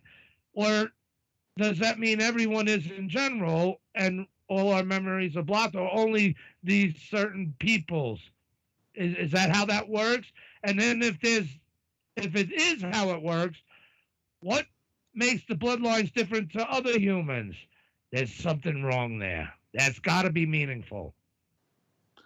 The thing is like, yes, everybody's memories are blocked through the mind control, you know, and all the 5G and all the different facets that they have through controlling all the food and all this stuff that through calcifying the pineal gland and all of this stuff. That's how they're blocking people's memories. That's how they're blocking people from actually remembering that they've lived lives before, and that would lead to a spiritual awakening. And that's why most of this mind control is going on, is so the planet and the consciousness doesn't know the truth. That obviously, as a collective soul, we've been incarnating on this planet over and over again, and that's part of the truth that's been kept. Wow. And not via clones at that point, but though the clones are going through time, there's something there. Can you tell us more about them and others, and how we're on the paths that we've been on, and how I'm going to say we, because I'm sure these things reminiscent to me, there's got to be many more out there, you know, kids especially, from my experiences, and even others, okay, that older, younger, we'll say. So what we're saying here is not crazy. You know what I mean? It's a reality. So therefore, what would you advise from your standpoint, at least where you're at now, coming to accept and adapt to all these different lives, we'll say, right? And experiences, and then living your life as who you are now throughout all this. At least be thankful they fucking put you back. I mean, right? I mean, so they can't. Hopefully, it's not that nefarious. But then again, there may be a reason for that too. But what do you advise? Well, me, I guess I'm asking for, and many others, to learn how to see this better, especially hopefully, because I know you gave us a lot of information, and it was definitely helpful. Some to me got my mind more racing for us for future communication. But what would you advise us so we could check ourselves, if that makes sense, and or how to know anything that might be out of ordinary or extraordinary or may not be, just maybe to put some people's senses to calm, myself included. Yeah, I you know, my whole mission has been to provide justice and understanding for military people that have been involved in MK Ultra and military abductions. Obviously, with bringing forward the information that's been held back and kept secret about it, because it is so dark and nefarious, and unfortunately, the people that are been involved in my labs, and they are going to be the catalysts to full disclosure, because that's pretty much the weight that lies on people's on my lab's backs, is they are the key to full disclosure, because if people found out about them, they would be the link to UFO abductions phenomenon, the whole other world. They are the link. So the people that have been involved in this and healing, the healing process through spiritual, obviously advancement and understanding is like the most important thing in this whole thing that we're involved in. And it would be my advice. If anybody thinks they've been involved in it, which is most people, like millions of people have been involved in this. Been involved with me. What's that? Something's been involved with me. Well, yeah, it's obvious. It is obvious, but like you said, the best thing we can do is to know what's been going on and then speak out about it and expose it. And that is like as a people, as a civilization, that is our duty to do, is speak out about the truth, about what we know. And so that's my advice to anybody that's been that thinks that they've been involved in my labs, is to just you said the public was being abducted too. Yeah, well, yeah, oh yeah, and it's just impression, but yeah, to not be afraid. Just to not be... I'm not really impressed with it all. I'll admit, at least by the things I'm allowed. I believe I have come to that term what I'm allowed to remember. If that makes sense, in that type of regard. Okay, so now, when was your last mission that that you can remember at the moment that comes back to you? They happen all the time with me frequently, but I just will explain the last one that I remember off the top of my head. I believe I was probably on Mars, because I was in a high-rise building, very nice, like glass skyscraper.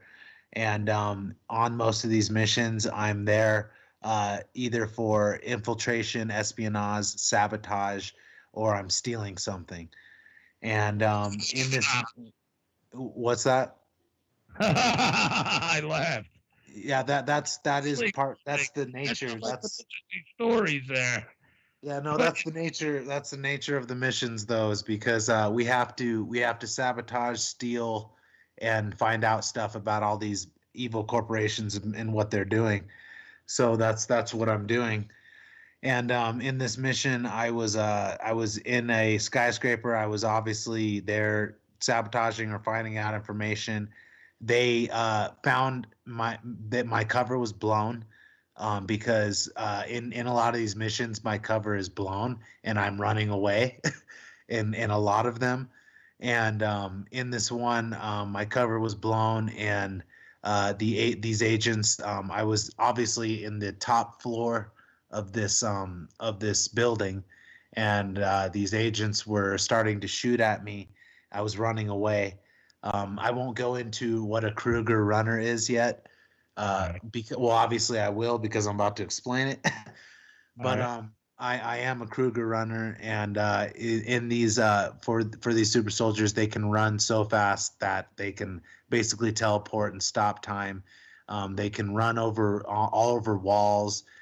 They can manifest weapons from nanotechnology that's in their body. Oh, you mean really? Yes, you can manifest. And it turns in, it makes you, that's the device or devices. I mean, I've seen, like, what was that, X-Men, we could get the acclamation to, like, that type of scene, what it would be like, I guess, of what you're trying to describe, wouldn't it? Well, it is. The nanotechnology is in the body of the clone, and it replicates any weapon that you want. And so that is what happened to me in this mission. Is these agents were shooting at me, and I actually ran into an elevator. And when the elevator door shut, bullets were just riddling through the door, like I was getting riddled with bullets. And then they ended up cutting the cable of the elevator that I was in. And then I fell, probably 100 stories to the bottom, slammed at the bottom. but I was still alive because obviously I was in a nano enhanced super soldier body. And when I got out of the elevator, there were some more agents waiting for me at the bottom. And then then what I did was I started running all over the walls. And then I actually manifested what is called a 3-in-1. It's basically like a 45 ACP, but it has 3 different types of ammunition, like laser, plasma, and I forgot what the other one is. Laser, plasma, and I forgot what the other one is. But it's basically. I'm going to say one thing here, Anthony. By what you described, and since I can relate to some of that, I don't think I was chosen. Well, other things happened I want to know about. Yeah, I know I have some skills, you know what I'm saying? And what happened was I ran over the walls and basically I manifested these weapons from the nanotech, and I just targeted all the agencies simultaneously, and I took them all out simultaneously. And that is what a super soldier, a Kruger runner, is capable of doing when they have to. But that's the key, is not to get caught in your missions. So, but that happens a lot. So what would happen? Would you have to do yourself in? No, either they did me in, they did me in, or I made it out. But that's part of the kind of the understanding of what a clone is like, either you're gonna die or you do make it out and they extract your consciousness and then they kill the clone that made it.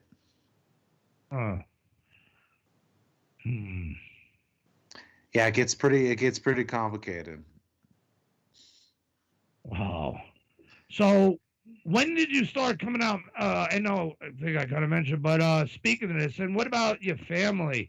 When these things first started occurring for you, what was their impressions, and could they relate to anything or confirm anything that they might have been suspicious of, or you know what I mean? What I'm saying? And do you still deal with your family today in regards to all this? Yes, of course. Obviously, my family are all super soldiers. Like my mom is. All of her aunts and uncles are a generation before me, and my siblings are all super soldiers too. So generations, huh? Yes, we're all involved in it, and so when I started waking up to this, I wasn't even the first one. It was my aunt. My aunt was the first one to start waking up to it because she started realizing that she was getting gang stalked, being part of the targeted individual program, where people were following her around, cars were around her, and she noticed that, and obviously that turned into why she was being watched. And obviously I found out about that through finding out about my experience, that she was also a super soldier as well as my whole family. So when I found out about that, I started speaking out about it. I started writing books. I have a published book, and that was probably around 2014 is when I started speaking out about it, because I started realizing that there were black helicopters flying around me.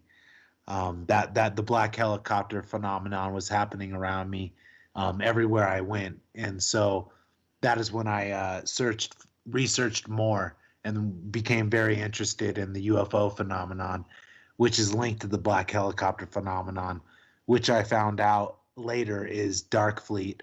That they're in cloaked craft, TR series craft, and they have the ability to project a holographic image of any vehicle that they want. And really? they actually did TR model?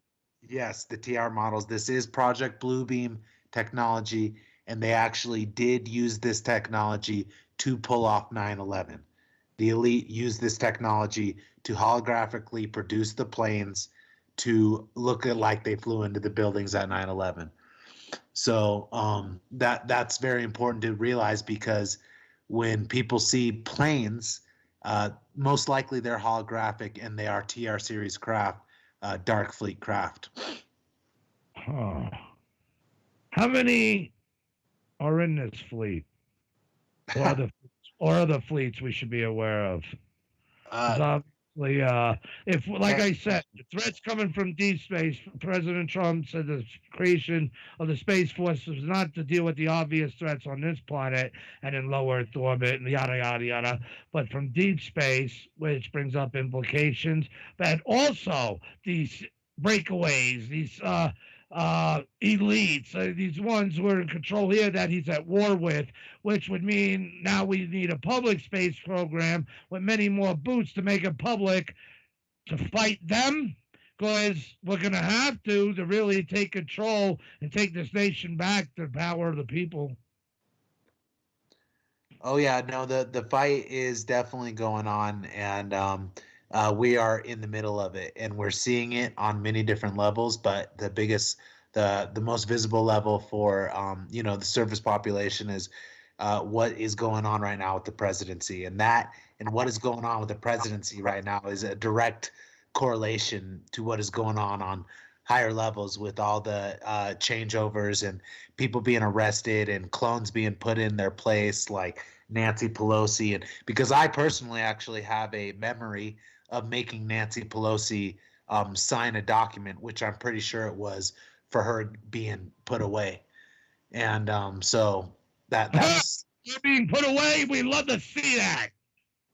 I'm absolutely sure that that's what I was in memory of, and I'm sure that it's a clone right now, and there are many clones that are in place of the real people that are in office right now, just so the show can play. The show can play on. Yes, I've been hearing a lot about that, and it's a frightening prospect, isn't it, for us Nazis? Yeah, they call us Nazi. Yeah, because we are. We're Nazi. What the hell's going on? But now we're waking up, right? Oh, so they weren't wrong.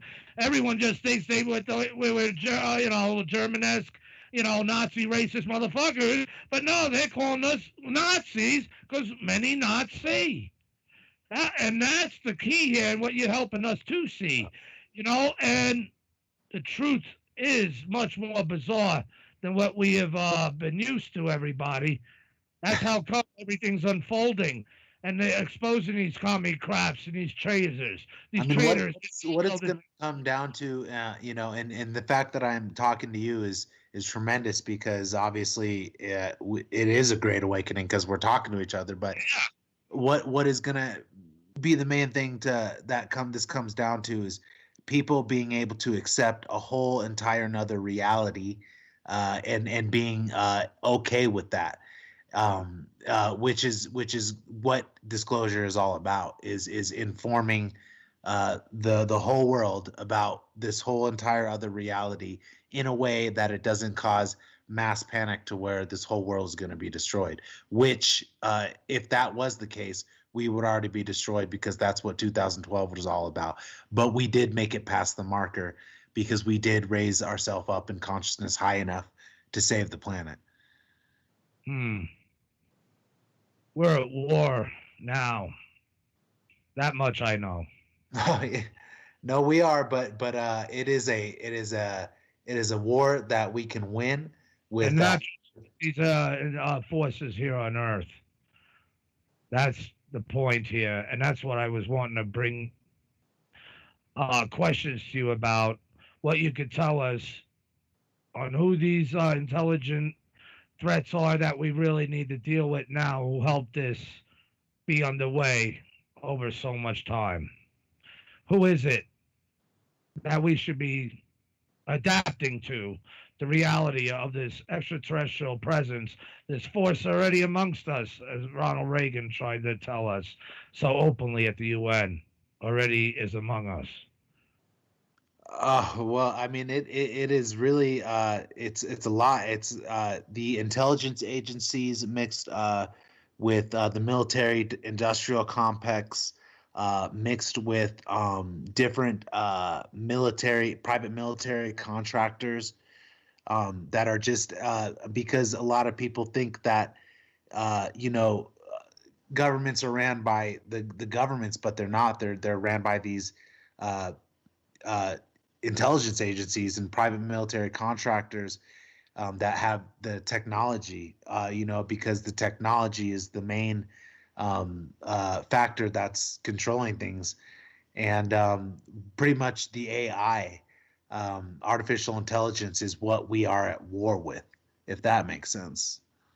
Because so the artificial intelligence, then, it's not stemming to a biological race per se that we should mainly be focusing on. You mentioned a couple, or that there's several intelligent beings, or people, for the lack of a better term, right? We're going to be humane, though they're not human.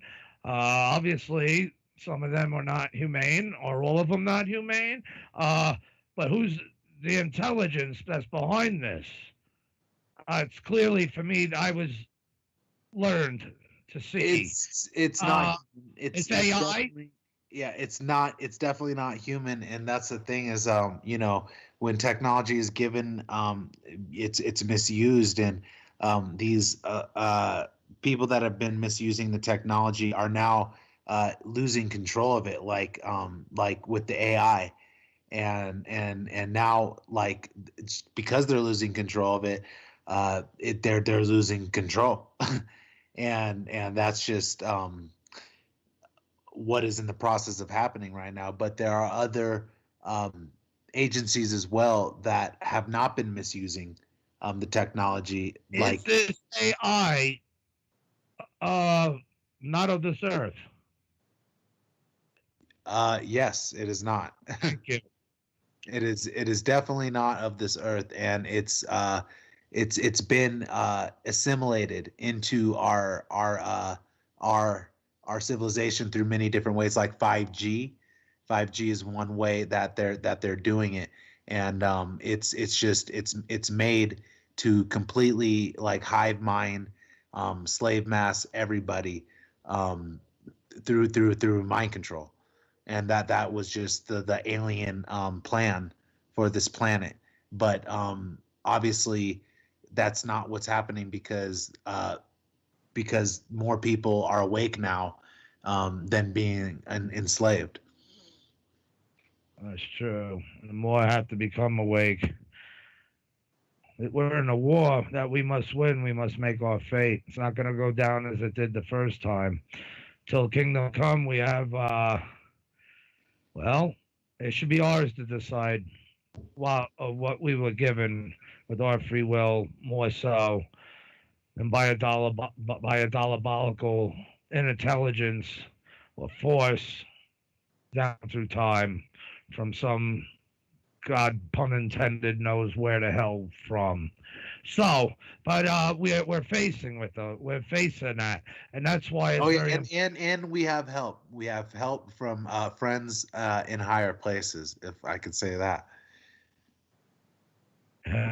Well, I'm alive after what I experienced, and that's part of the problem, and maybe one of the intelligent factors. Like you, I asked you earlier, yet, they send you back, like they did the Kramer too. They send them back, put you back in the body. So that's not a total dickwad move. I mean, somebody, if they put you back, I don't know. What do you make of that, though? Obviously, well, it's kind of complicated. Like, what I actually do remember, and I'm gonna go through this real quick. I do remember shaking hands with Gabriel Kruger, who is basically the head of Kruger, which is they're a mercenary corporation from a parallel reality. And I do remember shaking hands with him and being talking with him, and basically he said what I was doing was winning the war, and what he was referring to was being sent back in time. And I remember just before they sent me back, and I remember shaking hands with him and him saying that, and then I was sent back. So that's one memory. But I know that my my being here in this timeline is positively affecting it. That I agree with. As I know, I have positively made effects for my mission here on this timeline, and to assure myself that I'm not crazy, because if that was so, there would be no effects. And also the fact that I would keep checking myself. Not that I'm as grander as astute as what you're involved in, but I'm just like I said, I have a lot of my own personal reasons of why I like to have you and others like yourself on. Like I said, I'm a man on a mission myself, and out to learn, and for the benefit of everyone else. Though we know that many are entertained. Well, how entertained are you all going to be? You're starting to see a new reality come upon us, huh? And look where this show's right smack in the middle of. Phase back down through time, at a time where it was most relevant than at any point of the show's existence. That's not coincidence. It's fate. I'm crazy. And regards to the memories, I have ideas and questions there. Maybe I should save that for the next time you're on, because that could turn into a rant and trying to help you understand it. But it's a serious part of the discussion. I believe that would be important. So that's something to tease the audience about for a later time. Where else were you wanting to go? I know we're coming down. I said 3 hours. You definitely were here. Thank you for that. What's going on? What do you got going on down there in Florida? How do people receive you? You got any conferences coming? I would certainly hope a couple books. Yeah, I'm actually in California now. I just did a conference in Florida. Yeah, I did a conference in Las Vegas just recently. The Biomed conference. I spoke there. I do have a book out. It's called Son of the Morning. You can get that on Amazon. And I'm actually know that, sir. You should have told me. I would have put that on the page. I will have it on the archive page for everyone. If you could please provide me a link after the show, and anything else you want added. So, all right. So you have a book called Son of the Morning. Yeah. Interesting name. I'm obviously working on. I'm actually working on 3 others right now, because this whole experience is just an ongoing experience that I'm just remembering nonstop. So I'm just every day I'm remembering something more and writing it down and compiling it in a book. So I have all those books going, and I'm just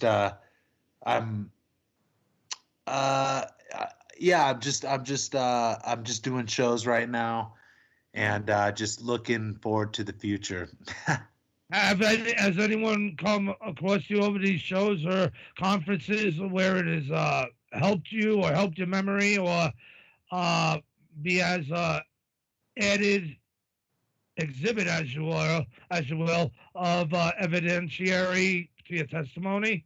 Well, actually, I did meet 3 significant people in the last Biomed conference that I was at. I did meet Dylan Lewis Monroe, who is the creator of the Deep State Mapping Project. And this is the most important information that anyone could ever come upon, because I was actually involved in a meeting with Donald Trump and some high-level executives, and the maps that he has made, the intelligence maps that he's made for the Deep State Mapping Project, have actually been being talked about in these meetings where they're with the Defense Intelligence Agency, where they're using his maps to for the Great Awakening. So that was a very, very key connection that I had, because his maps are key to the Great Awakening.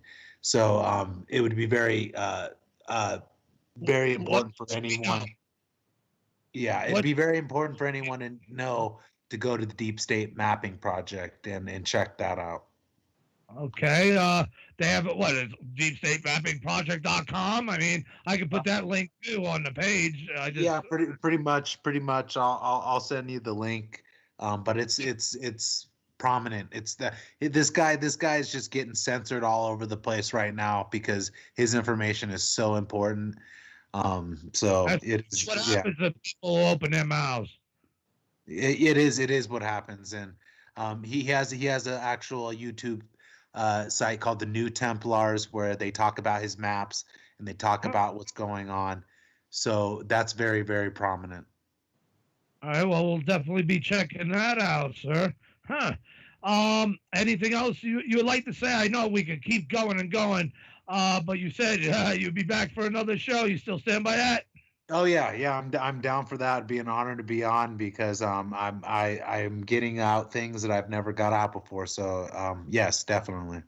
Awesome. Well, if there's before I ever contact you again, message me time to time. Let me know if you have some explosive you want to come out with it. Boom, we'll set it right up, brother.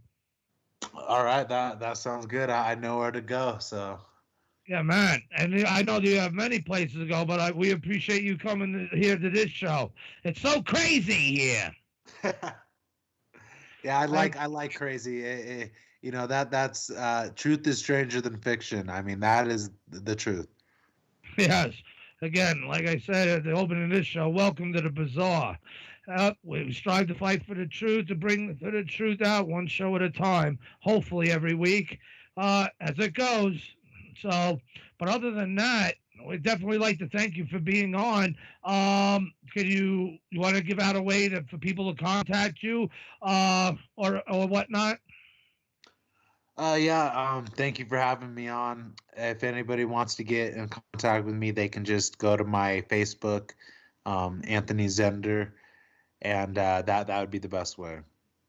All right. Oh, well, shit. While we're on the subject, that website that I linked, is that your website or just because it's for the group, for the Alien Contact Intelligence Organization where you're on? You want to tell us a little bit about that as you go, just so people know what they're looking at when they click it?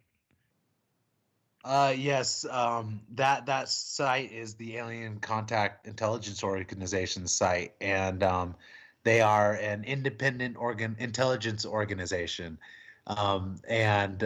So I, in my process of awakening, I found out that I was basically involved with the ACIO, and so now I'm basically speaking on their behalf because I'm connected with the director of actually like the 12th Division. So I have a lot of information that's coming out ahead of time in the disclosure community that's coming from the ACIO. Awesome. So I hope to get to know them sometime too in the future. You know, we must make our fate, and I definitely see that you have already helped pave that way. But now the rest of us, we have to join in on that fight. It's not just your guys alone. There's some hurdles we're overcoming, but we all have to live through this and make our fate, not go down where these people, for the lack of a better term again, scumbags and other terms, want to bring us. So definitely, this show rocked, man. I like you. Got a lot of very interesting points you and I should talk off air sometime about. But then I gotta, when you have time and patience.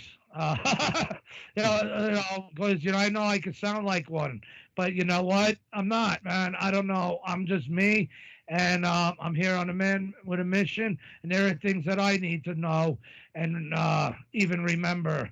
But so any help there is definitely needed and appreciated. You're not the first person. One other person. Definitely. Whatever I can do to help, I will do. All right. And that'll help others too, because obviously I'll make myself the guinea pig as well. Certain people, listeners to the show, can appreciate that, but it is what it is. And I appreciate your help there, and you're definitely on the path and on the plan, on the timeline, to usher in the Martian revelation. That I'm convinced with, though I got to admit, kind of taken back about the knowledge or lack of Cydonia. But again, everyone is sent to other worlds. But if you can, who knows? Maybe there's some memories yet to phase in this timeline of yours for that memory to fall in the fingerprint of your biological. To Oh, that's I know. It's just something I haven't unlocked yet about Cydonia, but I'm about to unlock that. Yeah, please do so. I'm not the only one. There's other places too, but we'll talk then. Let's tackle that one first. All right, my friend, you have a good night, sir, and hopefully the show did you some justice tonight. And thank you very much for being on, and welcome to the Bazaar. Thank you for having me. Have a good night. You too, Mr. Zender. Good night. Well, everyone, to be honest, I wanted to keep going. But, it's 3 hours. I know we could go on more, but that leaves open for the next time. There was a lot to chew on this night. I definitely would like to have a round table, though, maybe with Mr. Bashago himself. Dare I say, Mr. McIntosh? What a night! Or even Sword. That would be the shit, wouldn't it? But, well, set it up. Yeah, awesome. So I guess people, hopefully until next week, God allowing, or that eye down through time upon me, I just got to say one thing. This is our nation, and this is our future, no matter what timeline we're all living in now and experiencing. We must make our fate. And I declare, off with their heads.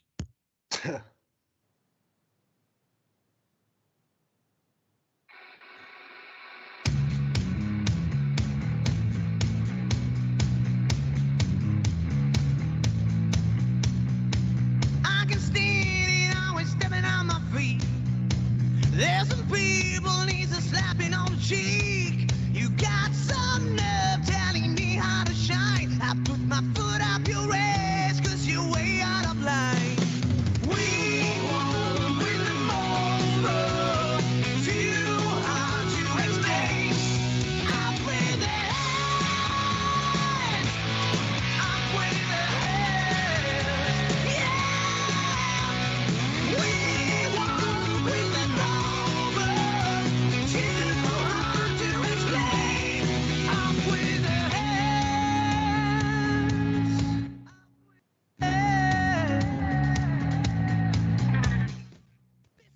gangsta, he got shot in his face. No clue, they blame it on his race. Go back, blasting, gonna take what is mine. If you take a criminal friend, then you're way out of line. We won't win them over. Too hard to explain. Up with the hands. Up with the hands. Yeah. We won't win them over. Too hard to explain. Up with the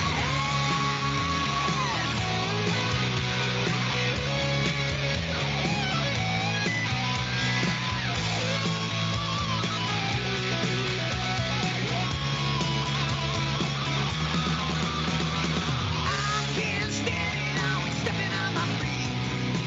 There's some people need to slapping on the cheek. You got some nerve telling me how to shine. I put my foot up your ass, cause you're way out of line. We won't win them over. Too hard to explain. I'm with the hands. I'm with the hands. Yeah. We won't win them over. Too hard to explain. I'm with the hands. I'm with the hands. I'm with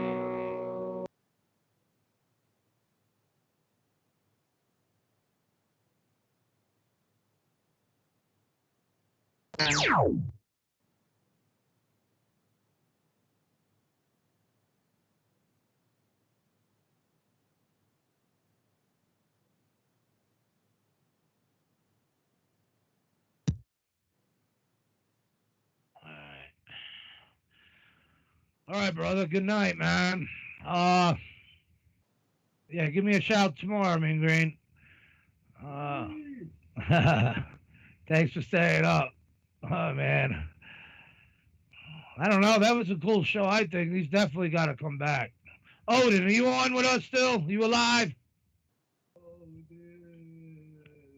Odin? You alive? Oh, shit.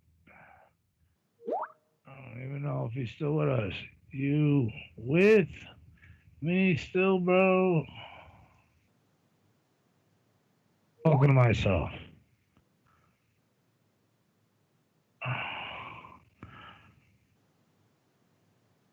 Huh. That's odd. Drink odd. Odin! Odin! Odin! He's probably drinking too much grog. Or he's playing with Aphrodite.